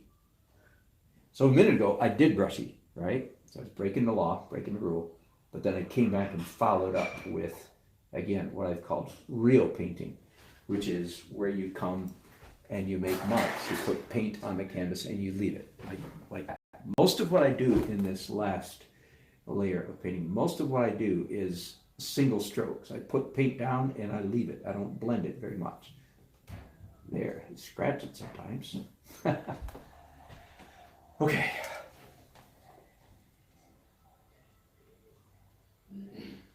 Quite happy with my rendering of this building, which you might have heard me say before is, for some reason, to me, is the most difficult of our buildings, of our downtown buildings to render. Does not lend itself to easy abstraction. You have to come up with a system, a trick for rendering all these dotty windows, and I've had a hard time coming up with a trick, but I'm quite happy at the moment with the way I'm rendering this building. So that's a nice development. I don't know that I'll ever do it again this way, but I'm happy with it at the moment. I need to get this down a little bit so I'm not crimping my neck and painting into the glare. Okay, now a little while ago I was thinking up here that the building would be darker than the sky, and now I'm changing my mind now, and I may change it back again. Don't let anybody tell you as a painter that you can't change your mind. You certainly can. You certainly better. You better be changing your mind a lot as the painting unfolds. You just can't leave the painting looking like a mass of confusion. So if you change your mind, you have to cover your tracks, so to speak. Okay, not bad. Let me continue this motif up a little bit higher.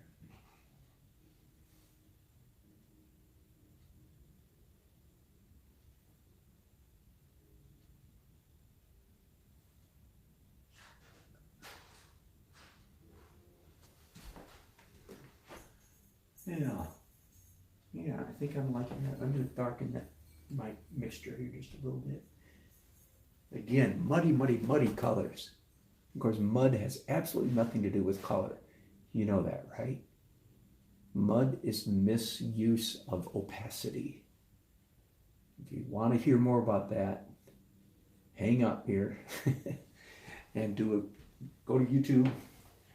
I presume you're already in YouTube, and do a search for Dan Nelson Mud. I have about a 10-minute video, edited video, not a live, but one of those videos I actually worked on, where I describe, I think pretty well, understandably, my concept, my understanding of what mud is.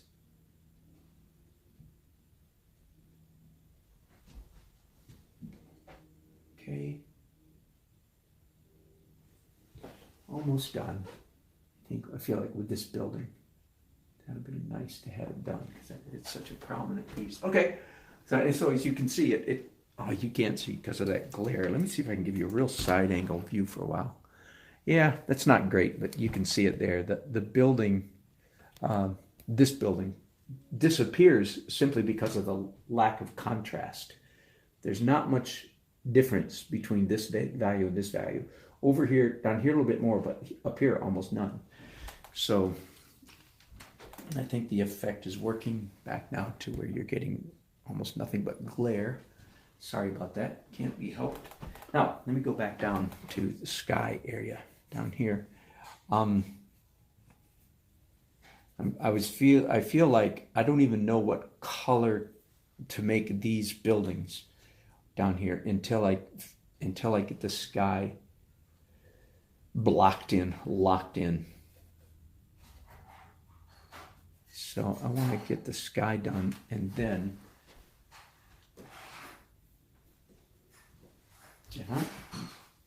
not much. I want it, again, I don't want much attention up here at all. I'm using the very same color that I used up here, I'm using right now, which is almost the same color as the sky for the shady side of this building. And looking at my photograph, yeah. Painting subtle is fun. Painting really subtly is a lot of fun. You're just playing with the eyes, playing with the eyes of the viewer.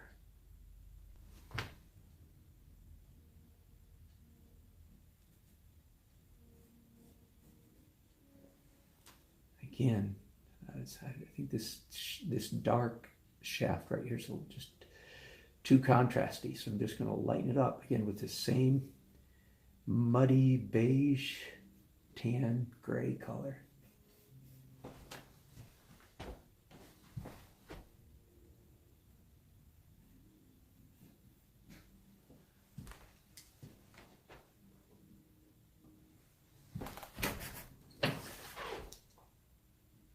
Okay, let's am I all the way over?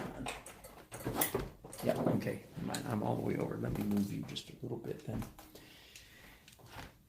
Let's focus on this part of painting for just a minute.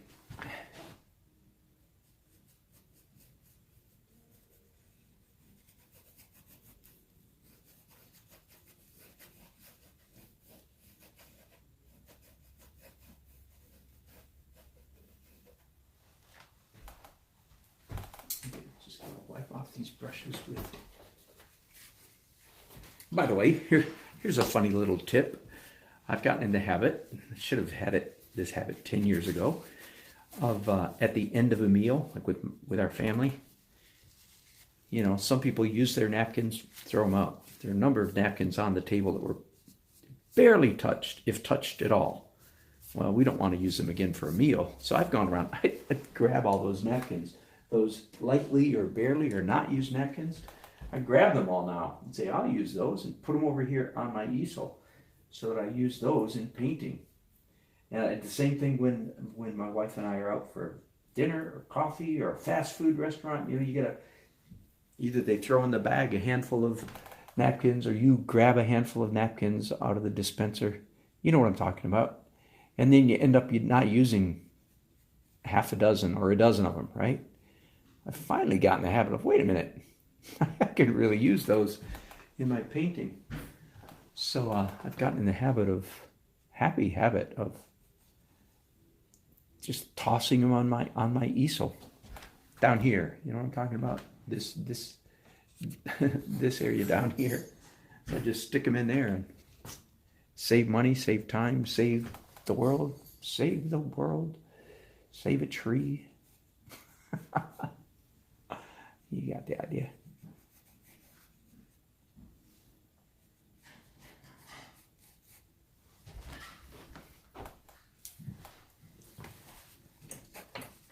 Oops, I just wiped off some of my initial glaze that I put over the whole canvas, oil glaze, and it was not yet dry, and I just wiped it off. So now I've got this bright spot here, which is quite unattractive. So there we go, all better. Here's a new rule of thumb. Never said this before. It's been growing in me for some time, but I can now put it into words. Whenever possible, and here I'm talking about painting architecture or buildings. Whenever possible, do not paint an entire facade, face, wall of a building in sunlight. Whenever possible. Good example right here. Wall. In some of these photographs, that entire wall is in sunlight, and in others it's not. So which one do you do? Well, you don't paint the whole thing. See, so this is like a shadow of this building. It doesn't even matter whether the viewer can explain, or whether you as the artist can explain why there's a shadow. It doesn't matter. The fact is, simply by making it part in sun, part in shade, wins for you visual points, wins for you play of light point. And here I'm just plain old-fashioned smearing the paint. And in this part of this building, just a little bit brighter. So once again, same rule. This is all one facade right there. But if I paint the whole thing in sun, I miss an opportunity. So you just paint part of it in sun. Okay, let's go to and I know the glare is terrible. Again, I'll see what I can do, try to get you in a better viewpoint. I don't know that it's any better, maybe. So this is a very important wall in this painting. But to paint sun on that whole facade, big mistake. Don't do it. Do not paint. Whenever possible, avoid painting an entire facade. And here I'm especially talking about buildings. I'm sure it applies to other things. Flowers, faces, figures, still lifes. Oh my goodness, that's the whole name of the game in still life, isn't it? Is light and shadow. A good still life, that's what it's all about. So same thing in buildings. Do not paint the entire thing. Even if in real life it's flooded with sunlight from top to bottom or from left to right. That's not how you paint it. Never said it that exact way before. So there you go. Some new verbiage for me, and I'll incorporate it in my teaching. Let me just repeat it one more time so I can remember it. Whenever possible, avoid painting an entire facade in unbroken light. There you go. Close enough. Good enough. Instead, break the light. I'm sure there are many other ways to say that same thing. I'm sure that many other art teachers have said something similar. It's called broken values. I've heard that term. You want to break up your values. It's related to this, I would say. Okay, little palette knife painting.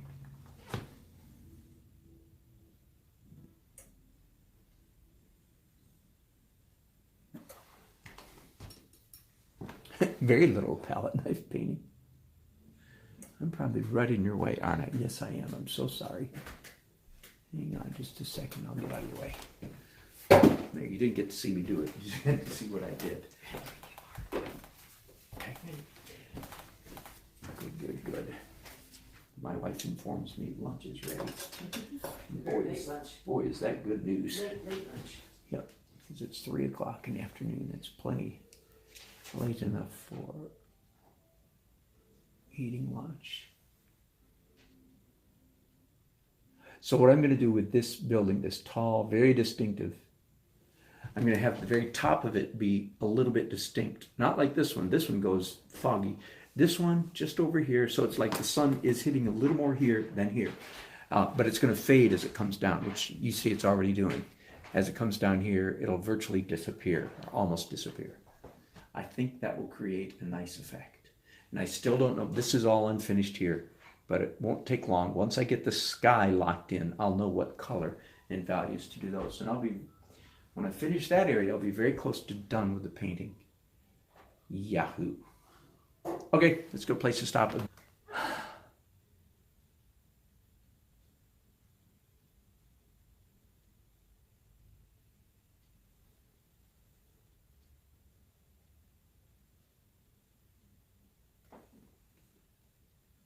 Hello, welcome back. So I hope, just about on the home stretch. That might be stretching a little bit to say that I'm on the home stretch. I'm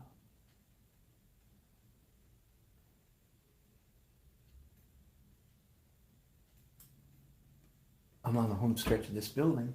How about that?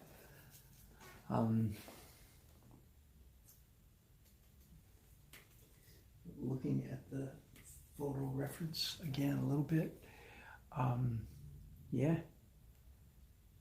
It needs to be darker. This part of this building, yes, also appears blue, very blue. It's blue glass. It's a blue glass building. I presume there's steel in there somewhere.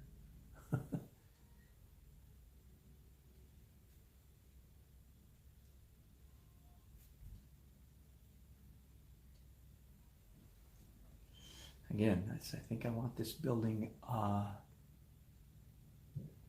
fading, getting darker, or getting dimmer, lost in the mist as it comes down closer to the horizon. So more contrast up here, less contrast down there, closer to the rest of the city.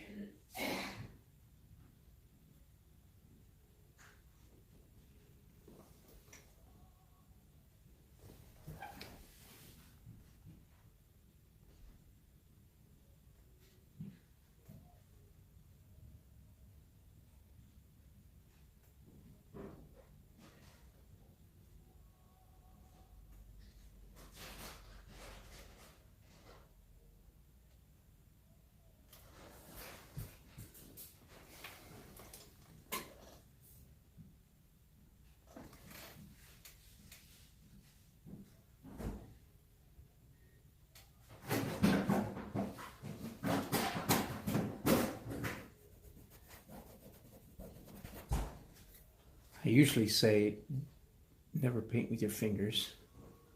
I've said that joke so many times, I'll restrain this time. But it is important if you are going to paint with your fingers that you not use any cobalts or cadmiums in your painting, right? No cobalt blue, no cad, red, yellow, orange, which I certainly don't do. I do not use those colors. I find I don't need them, don't miss them, don't need them at all. So I don't. Why put up with the possible health hazard even though it's not confirmed?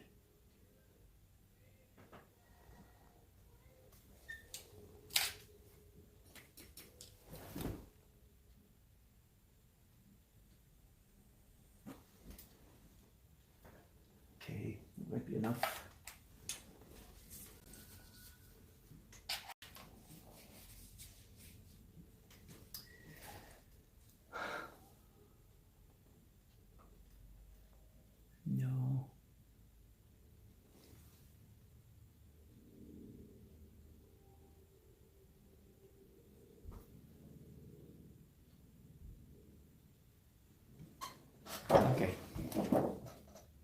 believe that's enough. Now, I'm back to sitting down again, by the way.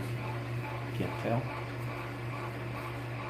The danger with sitting down is you start painting too carefully. You start getting fussy. So again, those of you who say, I want to paint looser, well then try standing up. That often is a good first step. Literal first step. Stand up.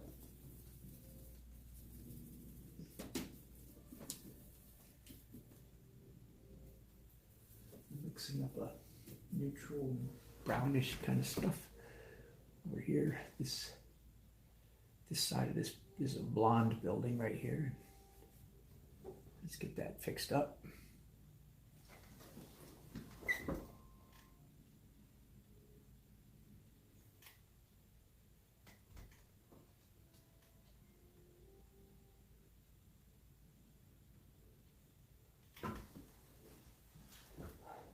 Yeah.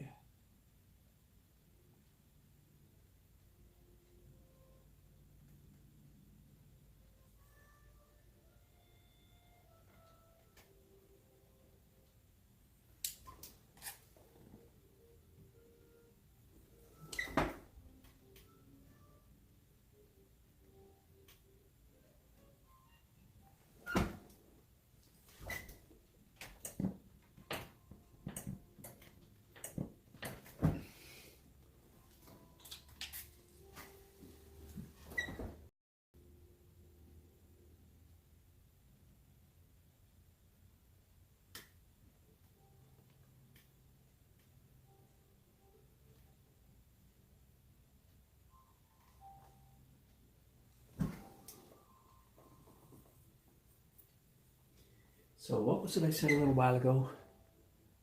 Whenever possible, avoid painting an entire facade, that is a wall, face of a building, bathed in light. Whenever possible, avoid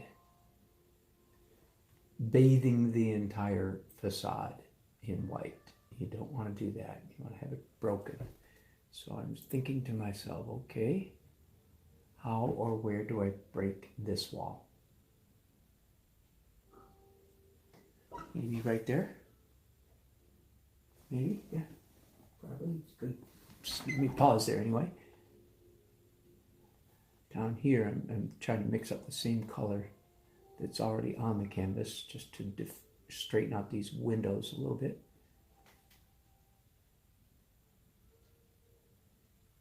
I like that this building, can you see that? I like that it just kind of fades, fades into nothing there, fades into confusion. I like that. Here's this looks like this building's going downhill. Let me fix that while I'm here. And that is, yeah, that's one of the dark red brick buildings. So mix up a red brick color over here.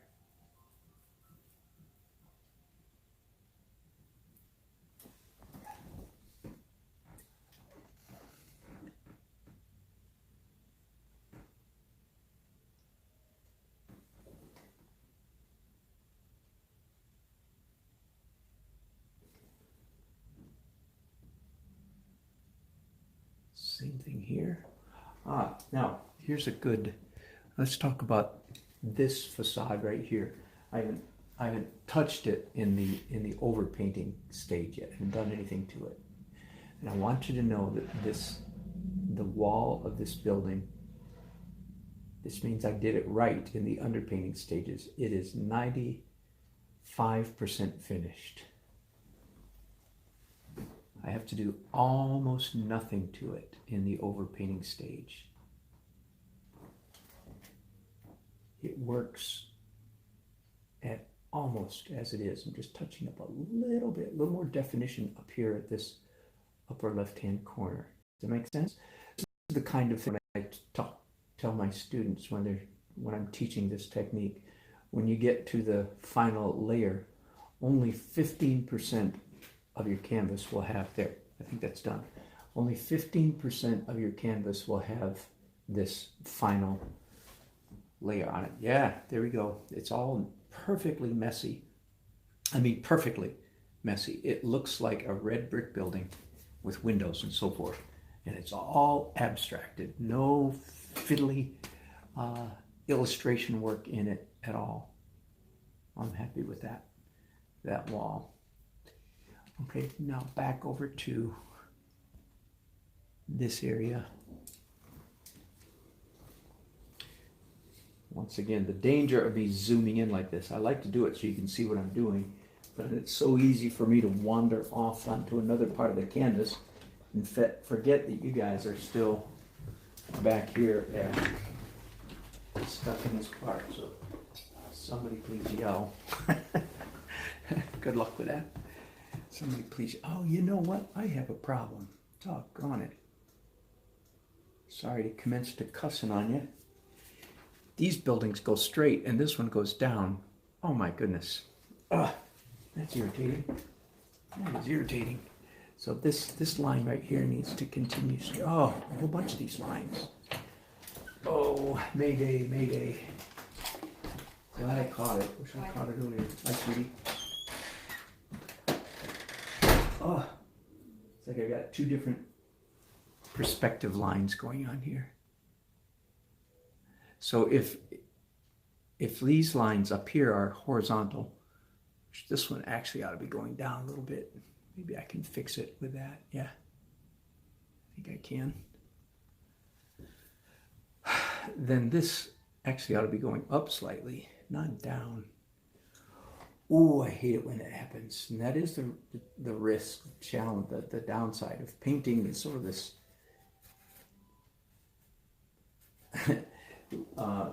rapid devil-may-care approach to painting, if you know what I mean. I paint so fast that evidently mistakes like this sneak in. That's irritating. Irritating. So to fix, it's not easy to fix because I painted in layers. So I'm having to, first of all, put down a dark mark and then come back on top of that dark mark and do the light stuff again. Whew.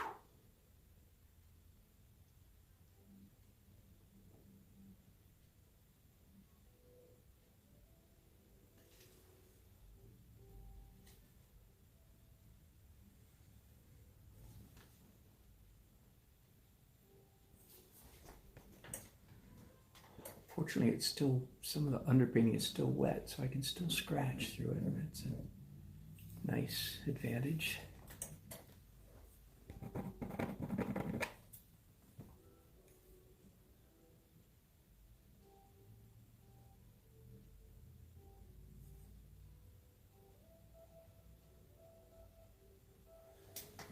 Okay, I think I've dodged that bullet mostly.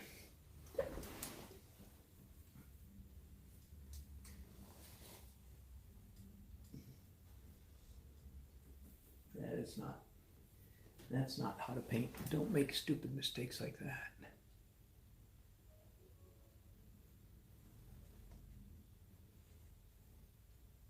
I caught it though when I started doing these buildings. I said, oh, wait a minute, something's wrong here. Whew. Maybe I would have caught it earlier if I'd done those buildings earlier.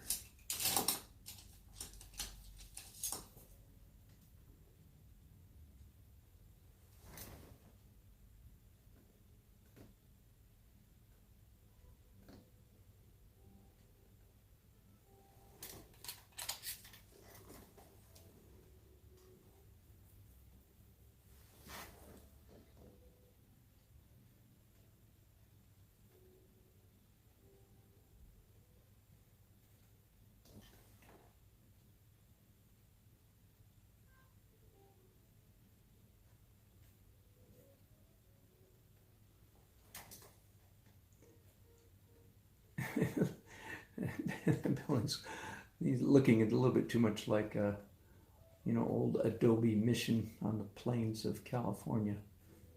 That's not a good look. It's nice if you're painting an Adobe Mission on the plains of California. Otherwise, it doesn't look good.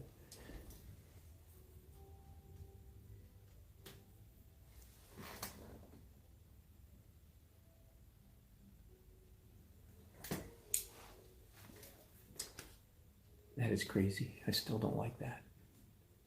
Let's fix this.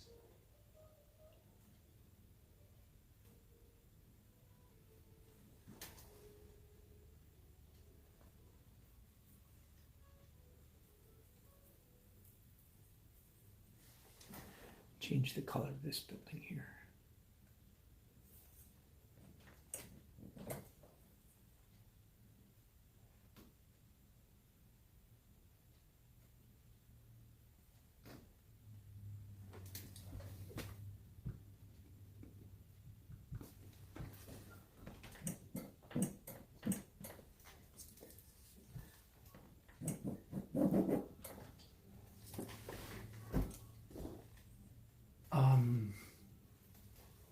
Okay, now let's go back up to this building, the blue one at the top up here now.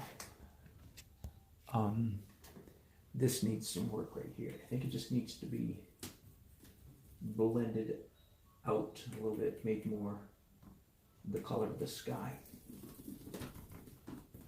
Let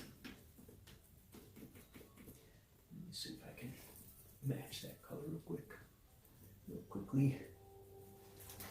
What color? This one. And add some blue to it.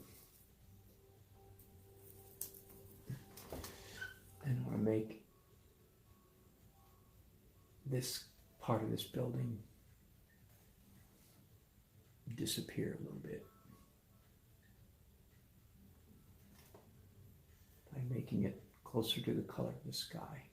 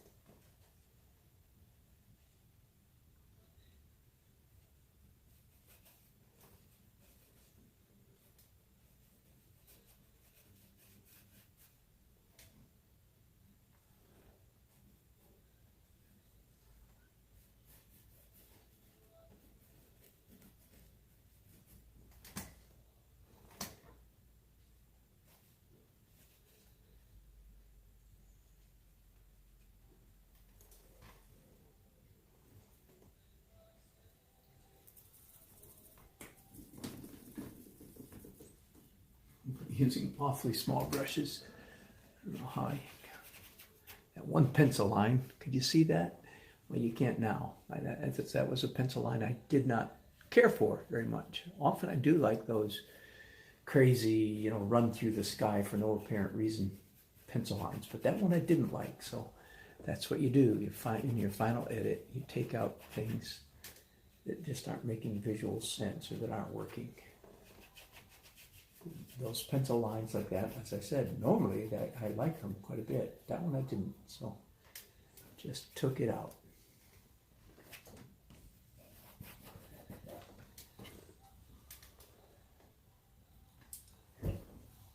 Okay, and I'm finished with that whole area. I might be. When you start asking yourself if you're finished, very often you actually are. Okay, now, but I have one more.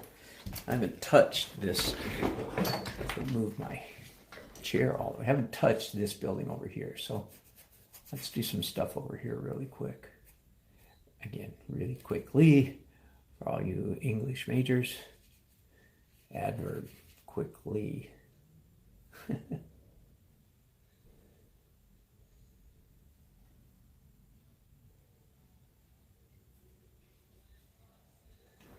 That's probably good enough right there. I think that's all I need on both of those buildings. Very little attention drawn all the way over there. Okay, I'm going to stand up again. Stand up, stand back, take a little broader look.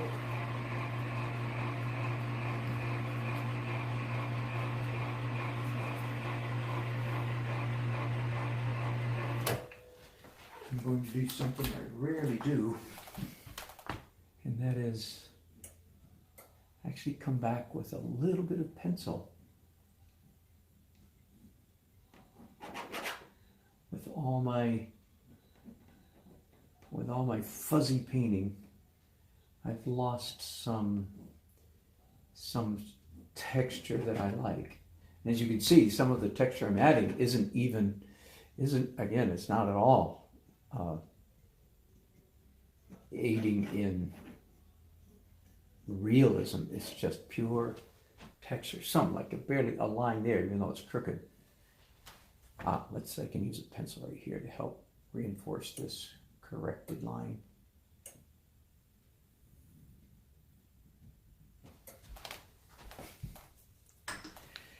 And forgive me, let me raise you up now. Back you up. Okay.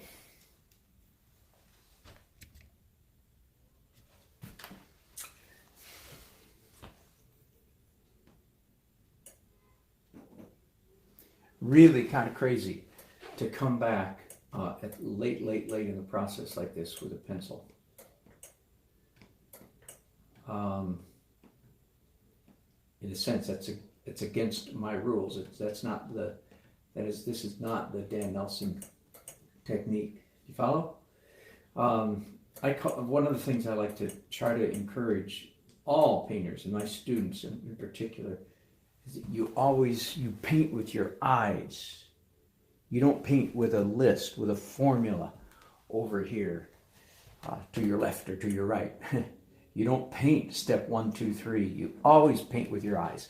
Let me give you another classic example. Sometimes when I'm teaching a painting class live and the acrylic underpainting stage, I'll say something like, okay, now I'm going to pick up some acrylic yellow paint, and this happens so often, that's why it's stuck in my mind. And I'm going to do a wash of yellow over here.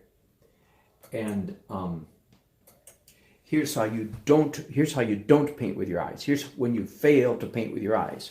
So I'll do something. My yellow will be something like this: a dark, deep orange, dark, warm yellow. And 5 or 6 students in the class will pick up Hansa Lemon Cad Yellow Light, which is just an absolute electric chartreuse greenish yellow. And I'll do mine, and then they'll do theirs. And I would always want to take a lid off their brain and say,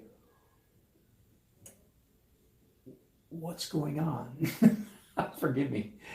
Forgive me for being so blunt with you guys, telling you what I really think sometimes. In class, I keep a nice, happy poker face on, and I don't say, what? I don't do that because I'm being a good teacher. But inside, sometimes I'm going, what? Are you painting with your eyes? And the answer is no, they're not painting with their eyes. Of course, they're all confused, and I understand. Let me be nice now. I understand. It's because everything they're doing in the classes, they're off balance, and they don't know what they're doing. Admittedly, they don't know what they're. So they're not painting with their eyes. They're following instructions. I said, pick up yellow, so they picked up yellow.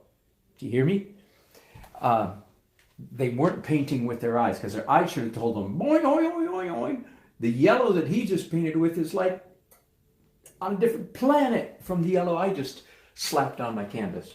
Anyway, that's just an example. You always paint with your eyes. So why am I doing pencils right now? It's not part of the formula. I'm breaking my own rules.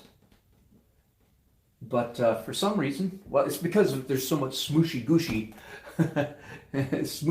going on my painting, on my canvas right now, that the painting is asking for a little more, what you just heard, scratch. It's asking for a little bit more scratch. So that's what I'm doing. I have a feeling that I don't know that I'll have the freedom to do this, but I feel like on this particular painting, I would really like to let it dry and come back and do glazes, do a whole additional a layer of painting on this canvas. I doubt that I'm going to have that freedom, which is too bad, because I sort of think it would be a better painting if I could come back one more time and do glazes on top of this. It's a much more muted, and I knew it was going to be, because it's a very atmospheric painting. So the colors are almost by definition more muted. I have a little bit of red there and some orange, but even though that orange is muted, the green's muted, everything's kind of, because I'm going for a misty, foggy, dramatic, this is not a happy sunshine painting. Do you like the way I did that? That's Dan Nelson doing his happy sunshine dance. Shut up, leave me alone.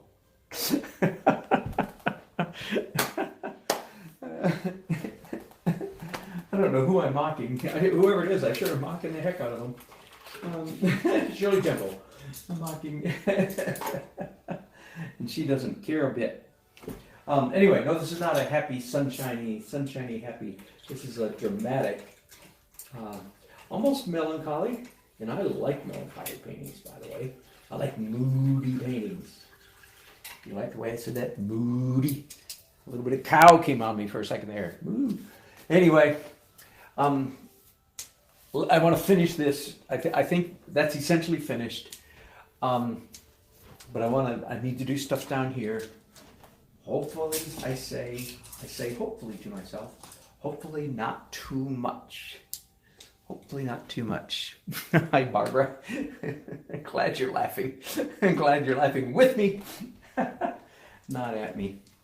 Okay, I have to take a minute to clean off my palette, and since I have to do that, I might as well let you watch me, right? So it's a mess. There's no room. So it's glass. I've got a razor here. It's also cracked. In fact, ironically, it's been cracked for months, but as we speak, my wife has gone out to buy the new pieces of glass that the glass company has cut for me to my specifications. So I'll get a brand new, unbroken. I have two of these, and they're both broken. I like glass. There is no such thing as a perfect palette system. Paper palettes I like. But you don't want to use them outdoors because they will blow away unless you've made arrangements for clamping them down.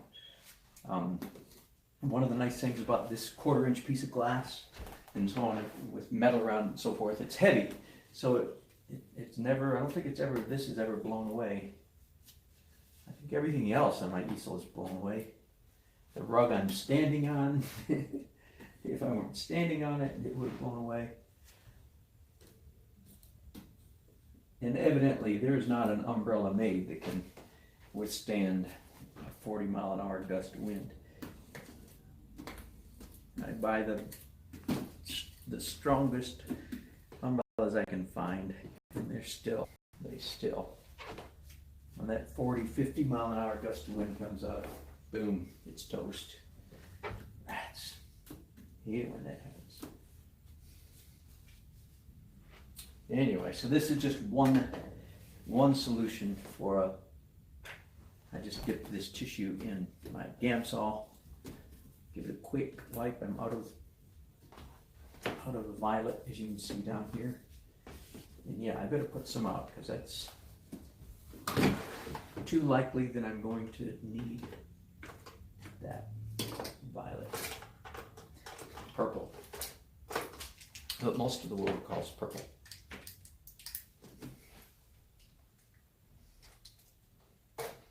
While I'm at it, I certainly need some more white. So that's my palette. Again, I've talked about it a lot. Rainbow order, starting anywhere, purple, around to purplish blue, which is ultramarine. And then browns, light browns to dark browns. If I put out a black, I put it way over here. Speaking of black, you know that old myth? Don't use black. Here's some black, but I'm going to put it out. Haven't had any all day. That is a myth. That's a miss. Generally, it's like one of those rules. Generally speaking, you do not want to use black because it kills color. But sometimes you want a color killed, precisely. So absolutely. A few months ago, I was doing a wedding painting, and the groom, imagine this, the groom was wearing a black tux. And I was turning myself into a pretzel, trying to render a black tux using all the tricks, mixing oxide red and ultramarine and so forth and so forth. And it just was not working. Fortunately, I had some black paint. Broke out the black paint, finished his tux, and was like, mwah! It was perfect. Okay. Let's get back to painting. I don't want too much energy or attention down here. And it's mostly done. Just need a little bit. Well, let's do one thing right now, and that is the traffic signs. So I'm mixing up, I'm not even sure what color this is. It's like a viridian green. But it's a good for representing those green signs, right?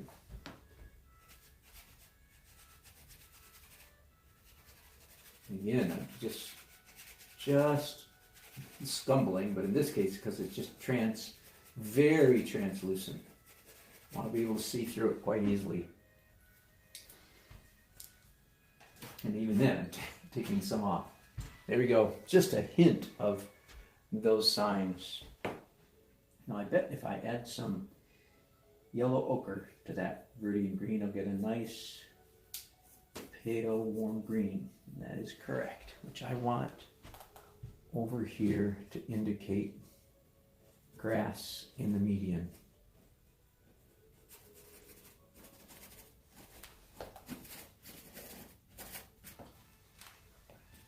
Oops, hang on folks, battery dying. There we go. That was close.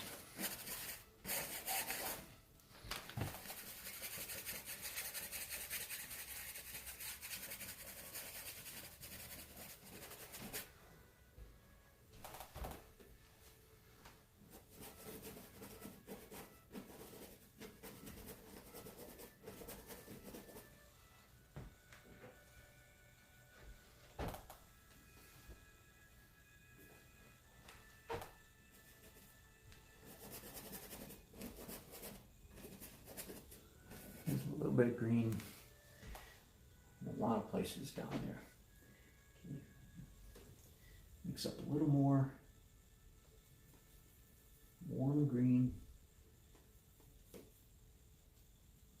medium, not too light,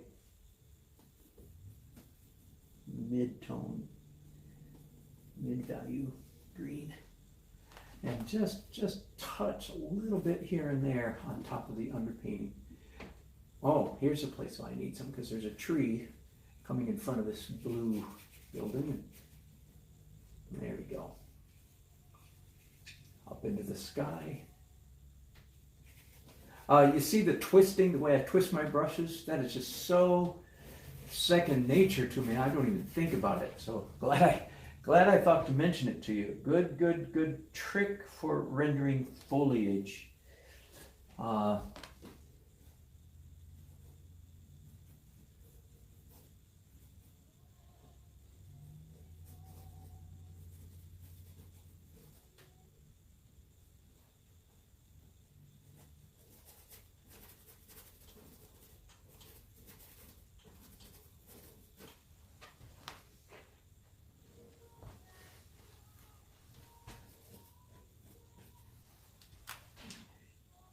The trees running down the middle of the median here on this, right? These are crepe myrtles, and everybody in Raleigh, I think, I mean, if I did anything, I couldn't get away with changing.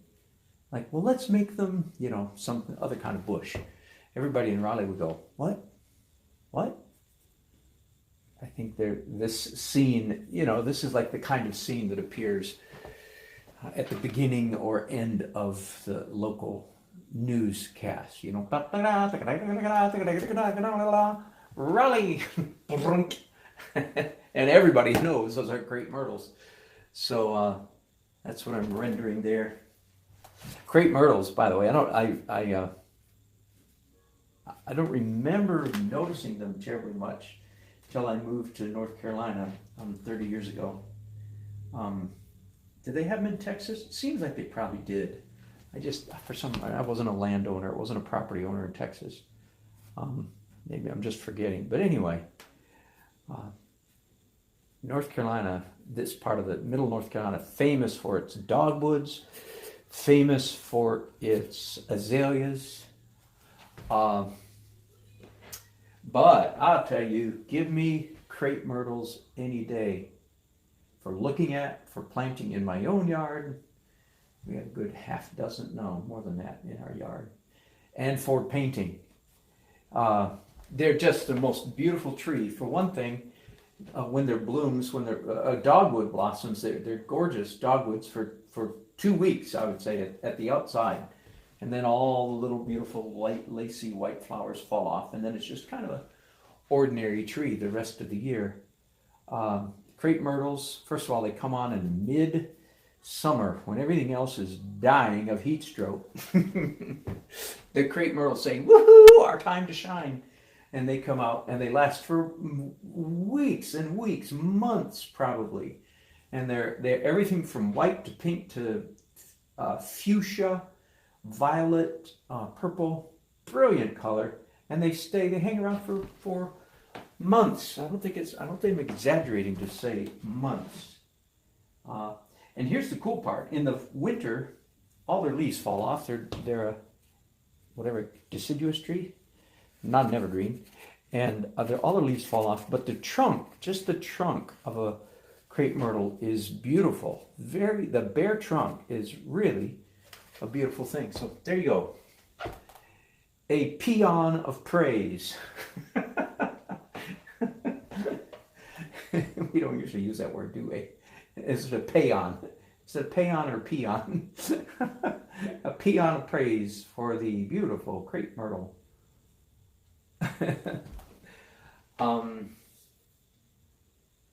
So that's mostly done. I'll come back to that, I think. I want to tackle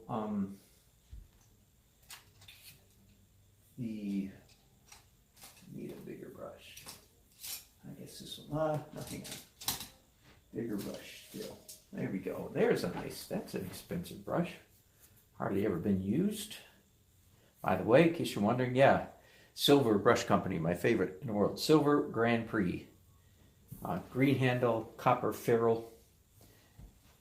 Beautiful brushes, wonderful brushes. If I could afford nothing but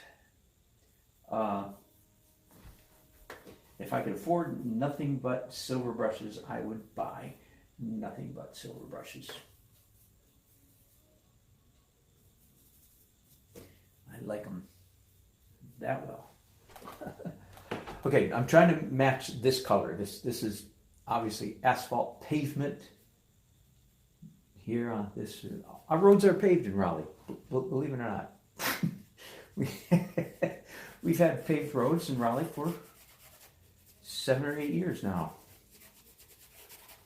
The highway coming into town, proudly paved. Oh. Yes, I'm kidding, for those of you who wonder. Probably proudly paved for the last 150 years. I don't know. Close to that, anyway.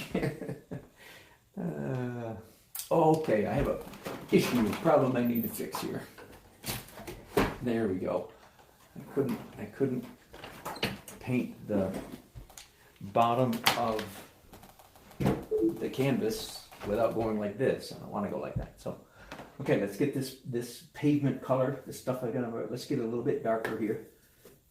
Again, just sort of a neutral, greenish gray, very muddy. Needs to be browner than it. I'm trying to match this color. Got it? Which is a lot of what you do in the final layer is you match color, but I want a little bit of opaque there. That's a good match. A little bit of opaque to actually diminish the texture, because this underpainting is very busy. Can you see that? I'm not sure. I think you can see how busy. There's a lot of texture. See that? The runs and the drips and so forth. And there are places where that's perfectly appropriate. But then there are times when it's just too much of a good thing, which is the case right now. So I'm just doing scumbling again. Scumbling some mid-tone mousy gray on top of it. And in effect, diminishing the texture of the painting. Brushy. That thing I told you guys not to do a while ago. So I really don't want a lot of attention down here on this part of the painting.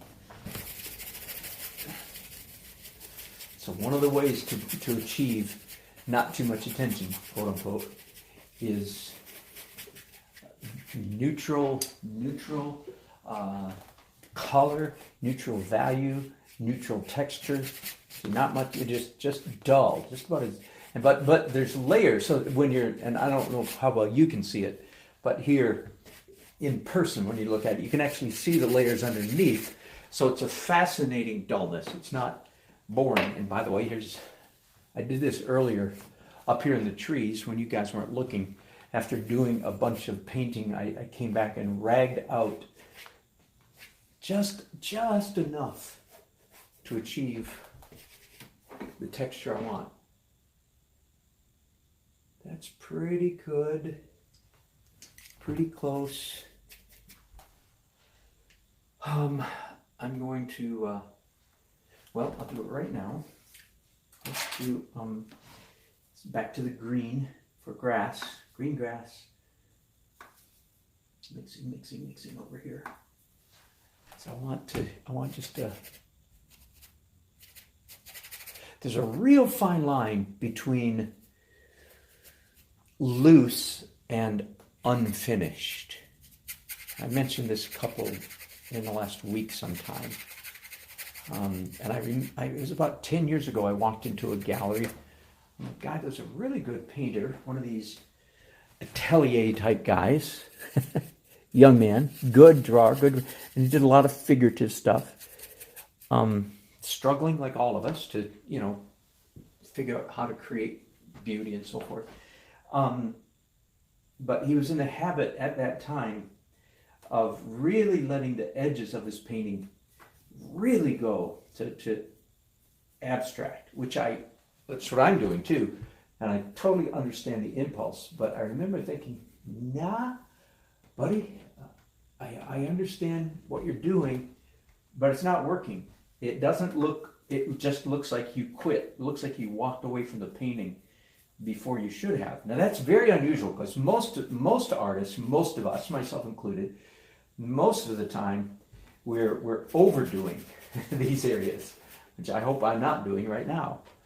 But that showed me, it stuck in my mind. It's like, oh, you know what? It really is possible.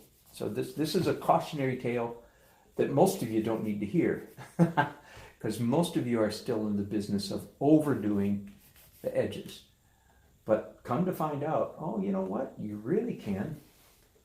It really is possible to underdo. Is that a word? Can I make that a word today? Underdo. We know overdo it. That's everybody uses overdo. But it's actually possible to underdo. Who'da thunk it? Who'da thunk it? 2 words. By the way, black. I just put some black on my brushes. Why? Because this is a moment when I really want to kill some color. Mixing up green here, and I really want it to be a very dead color. Perfect. I'm not saying the color's perfect, but the process was perfect. Adding black. So there you go. All that crazy professor talk about don't use black. Yeah, that's a rule of thumb. Can be broken. Can be broken quite a bit. In fact, in my mind, it can be broken so often that you should actually have black on your palette. That's how often that rule should be broken. And I know all about all the chromatic black, and that's what 90% of the time, maybe more. I don't use black. I create a black by mixing transparent colors. My favorite combination is oxide red, which is like burnt sienna, and ultramarine blue. That's my favorite chroma black. That is black made up of colors. But there are times, I'm going to do a little bit more right now, just maybe to make the point. I just it's more, I don't know if it's ivory, I can't remember which black. So I want to, again, outline a little bit of this street sign.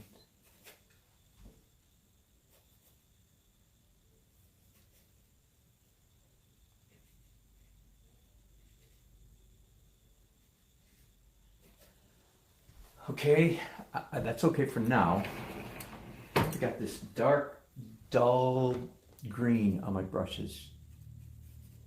Let's come in and do the shady side. Oh, this is sweet. Can you see this? This is sweet. And I know there's a lot of reflection going on. So all of this is underpainting, right? It's layers of acrylics, plus in this case, a pretty thick layer of oil glaze. So it's dry and it's dark. This is a good example of how do you get lighter some area of your paint? Well, you use some white, right? Yeah, use some white to get the paint lighter, or yellow ochre, or yellow of any kind, but, right? Basically use what? How do you get darker? You get dark with transparent, you get light with opaques. Now, I want you to look at, let me make this extreme just for a second. I'm looking for a piece of white paper. Okay, look at the color on my brush. Can you see that? Is that a light color or a dark color? Art students? And the answer is, it depends. It depends what it's going on top of. Well, it turns out it's going on top of all this underpainting, and when I put it on top of that underpainting, lo and behold, this, same color on both brushes, is a light color. Get it? It's all in, even though it's probably a number 8 on a 0 to 10 scale, but it's lighter than the number 9 that's here. And it's going down nice and subtle.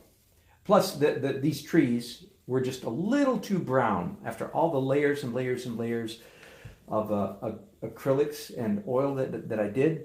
They were a little too dark and a little too brown. So, do you get it? That's a good example of how do you get lighter. There's a tiny bit of white in here. What other colors are on these brushes? Ultramarine blue, a little bit of some green, some oxide red, some black. Now I'm curious, which black is it? It's a ivory black. and yellow ochre. So that's what colors are on here. Don't write that down. Don't copy that. You can with your eyes. Don't memorize a formula. And by the way, another thing that's happening here that's really cool is I'm painting opaque paint. Well, it's not very opaque, but I'm painting opaque paint, cool. This is a cool green on top of warm. And that's always a fine trick. Our eyes really, really like the appearance of of warm on top of a cool, or a cool on top of a warm. Good trick. Our eyes just get a kick out of that. They just like it. And that's might be all I need, almost all I need to do there.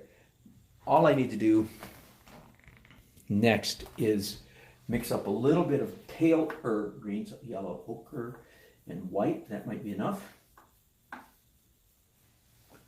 And come in here and do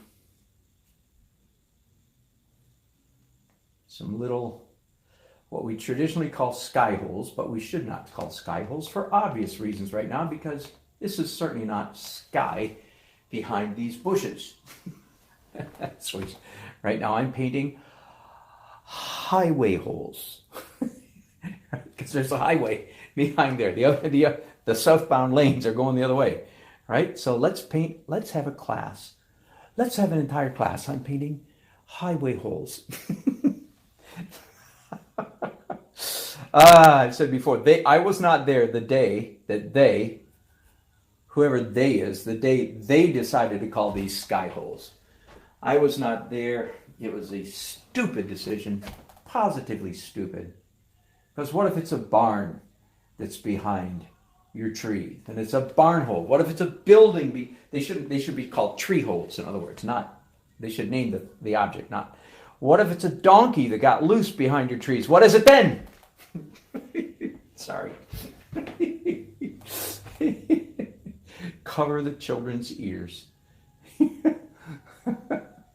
By the way, I know, I'm sorry. That joke came out in one of my art classes several months ago. I still think it's so funny. It was a dear sweet lady in my class that said it. That's what made it so funny. This nice, demure, sweet, innocent looking woman said, "For God's sake, don't let your donkeys get loose behind the trees." Oh. Oh man, I'm laughing like a junior high boy. Forgive me. You had to be there, honestly. You had to be there. A space hole. That's what we should call it, Ian. Good job. We should call it a space hole. Oh, thank you for that. Rescue me, rescue me.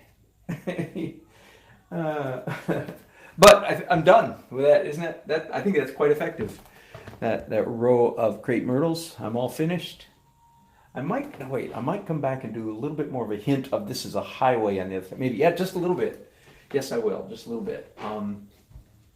But while I've got this dirty mid-tone green on my brushes, let's just do a little bit here, there, and everywhere. Okay. By the way, let me tell you about one of my.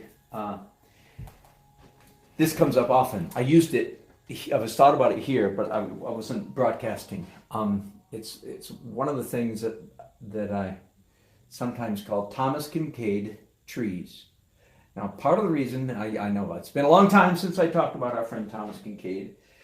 I like to say good things about him. This was a lot more fun when he was living, but I like to say good things about him in the presence of my fellow artists, because all my fellow artists have I thought I could say the word apoplectic seizures when you say his name, because if you're a real artist, you know, one of the people you're supposed to utterly despise is Thomas Kincaid. By the way, I don't agree with any of this. It's sort of a, what's his name? Is it Greenberg? Not Alan, Greenberg. The mid and late 20th century art critic, Greenberg. Horribly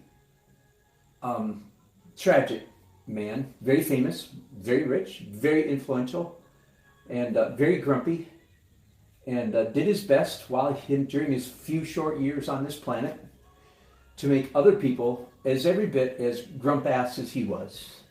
And he did a pretty good job, wrote for the, I believe, the New York Post, what is it? New York Times. Sorry.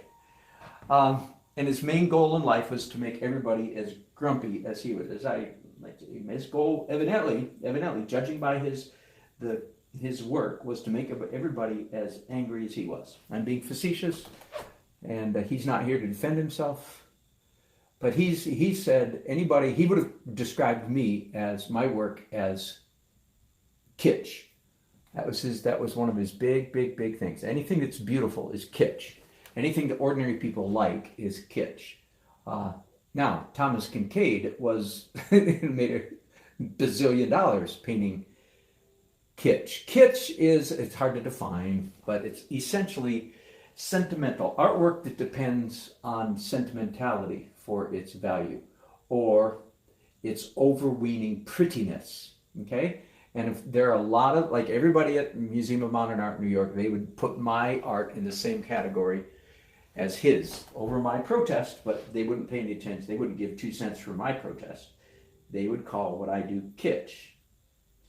I am a halfway decent philosopher, and I have big guns ready to defend myself and explain why they're wrong, but I won't bother doing that right now.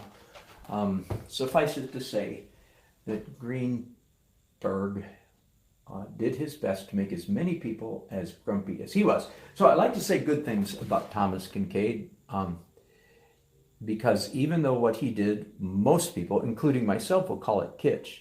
Who's to say that's not the reason he was put on the planet?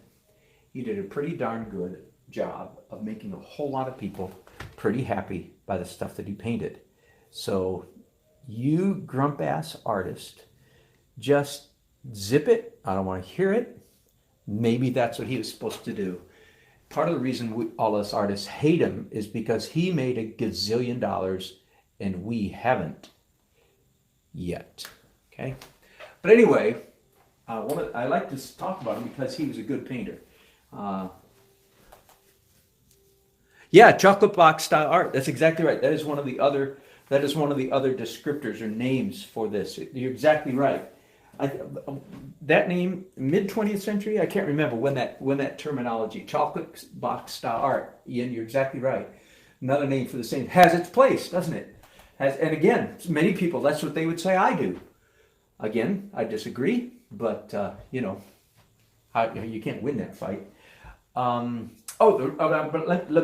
can learn, if you don't get all grumpy, you can learn stuff from anybody.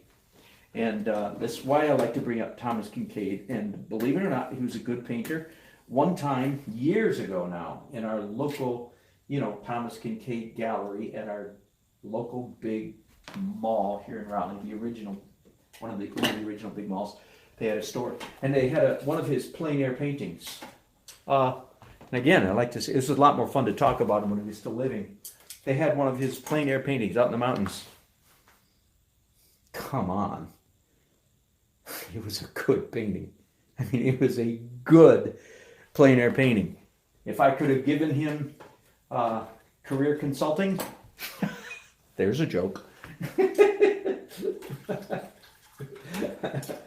I would have said, Thomas, Ixnay with all the cottage K, with all the cottages and stuff. Just go out in plein air, man. But anyway, he didn't do that. But my point is, you can learn things from him. One of the things that he did so well is anytime that you have a bank of trees, like this is a bank of trees, this is a bank of trees.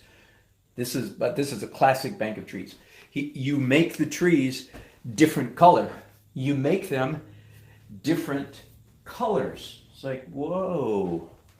Good point. I'm almost done with this photograph, so let me pick it up and show you. Look. Here it is. Do you see those different colors? Some browner, some redder, some greener, some bluer. Bingo. Way to go, St. Thomas. I look forward to painting with you one day. We'll have a high old time together. I did a little bit of that here, but I'm talking myself into doing a little bit more. But before I'm nearly finished with this painting. If I'm not careful, I'm going to zip right past fini. Have you ever done that? Zip, fini means finished. And if you're not paying attention, you zip right past it. Whoa! One of the things I want to do is some highway stripes.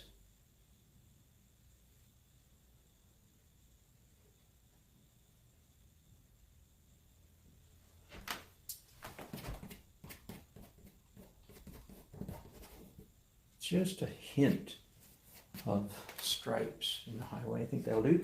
And while I've got this sort of muddy pale, let's do some of these there's a whole, almost a forest of light posts in this scene. I did a bunch of these in the acrylic stage, hoping that they would still be visible in the latter stages, but alas, most of them got covered up. And I'm going to do some of these with a palette knife here in a few minutes. Here's one of the acrylic ones that's still showing up. Survived the onslaught of oils. Let's put on top of it. Okay, let's pick up looking for my favorite palette knife. Must have used it somewhere else because it's not here. I got a bunch of palette knives. How could you not want what's here? Well, I don't. I want my favorite one. It's not here.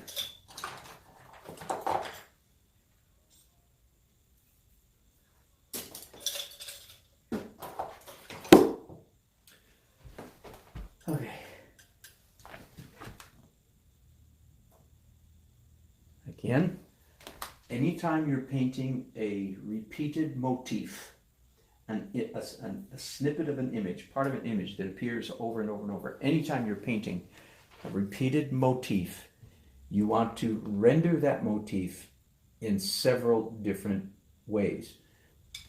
Classic example, bunch of light posts. Be a mistake, are you listening? Be a mistake to render all the light posts with the same technique. That is all, so far I've been doing it all with brushes. But now I'm coming back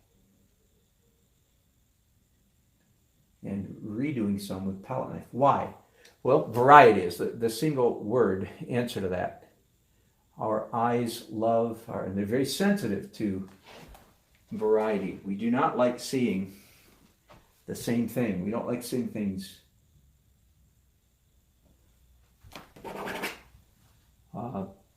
repeated. We don't like repetitious marks. There you go. We don't like repetitious marks.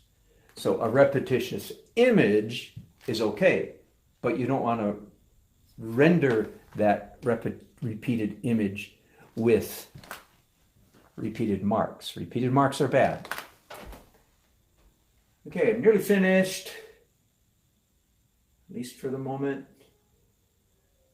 I'm going to actually, this painting is going to require a little bit of looking over the next day or so.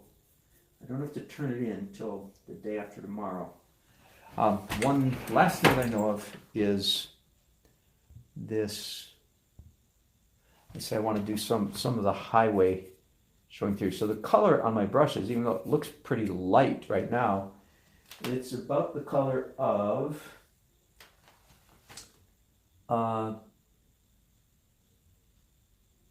Sperry topsider shoes.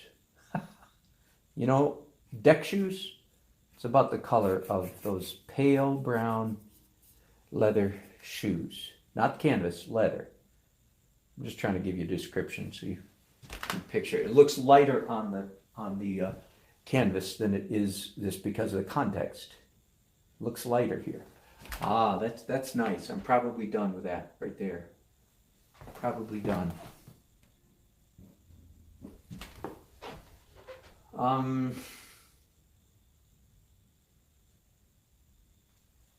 you know what? I'm gonna playing a little dangerously. I'm going to do one thing. Even though there are no crepe myrtle buds on this tree yet, on these trees, I'm going to indicate a little bit. Again, everybody in Raleigh knows those are crepe myrtles. I'm not going to plaster the whole thing. I'm just going to give a hint here and there. So it lets me introduce some more color to the painting, and I'm a little kind of concerned that the painting doesn't have quite enough color.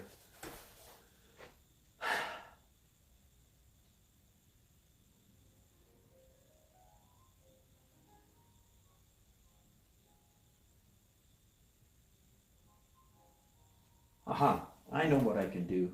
I'm looking at it and saying, well, where can I introduce color? And just came up with one idea. Again, I thought it was all done, but evidently I'm not. And we're going to go back. I'm going to go back into the sky a little bit. And I think, without violating things too badly, I think I can introduce some warm sky tone, sunset kind of color here into the sky of this area. So I've mixed up I don't know if it's the right color or not. By the way, you never know if it's the right color until you put it down. And no, it's not too late. Yeah, maybe.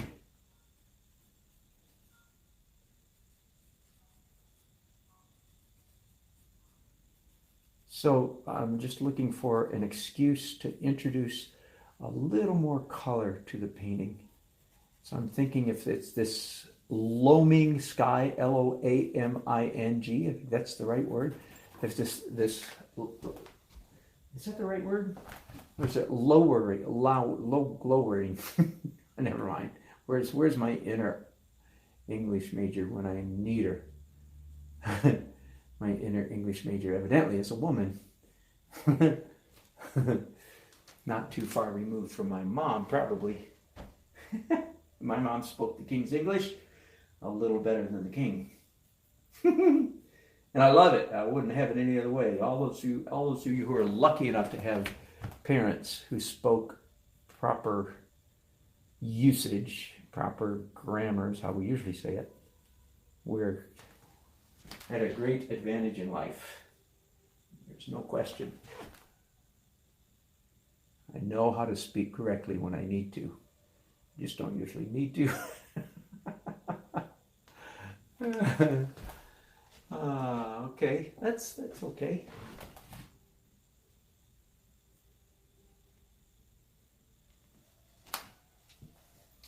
Same thing up here, a little bit of this salmonish color, salmon sky color, peeking between the buildings.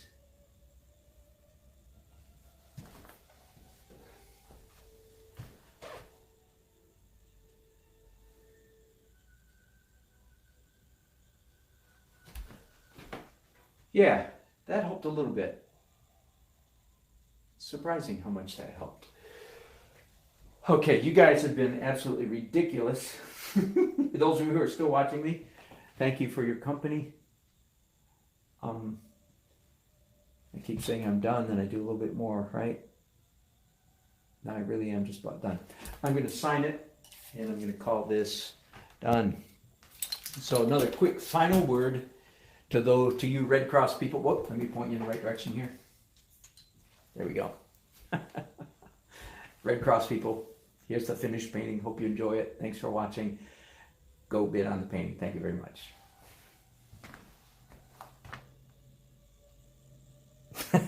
Ian. I know you English people, you mess up our language so badly. I don't know. That's an old joke around here. And Americans accusing the English of messing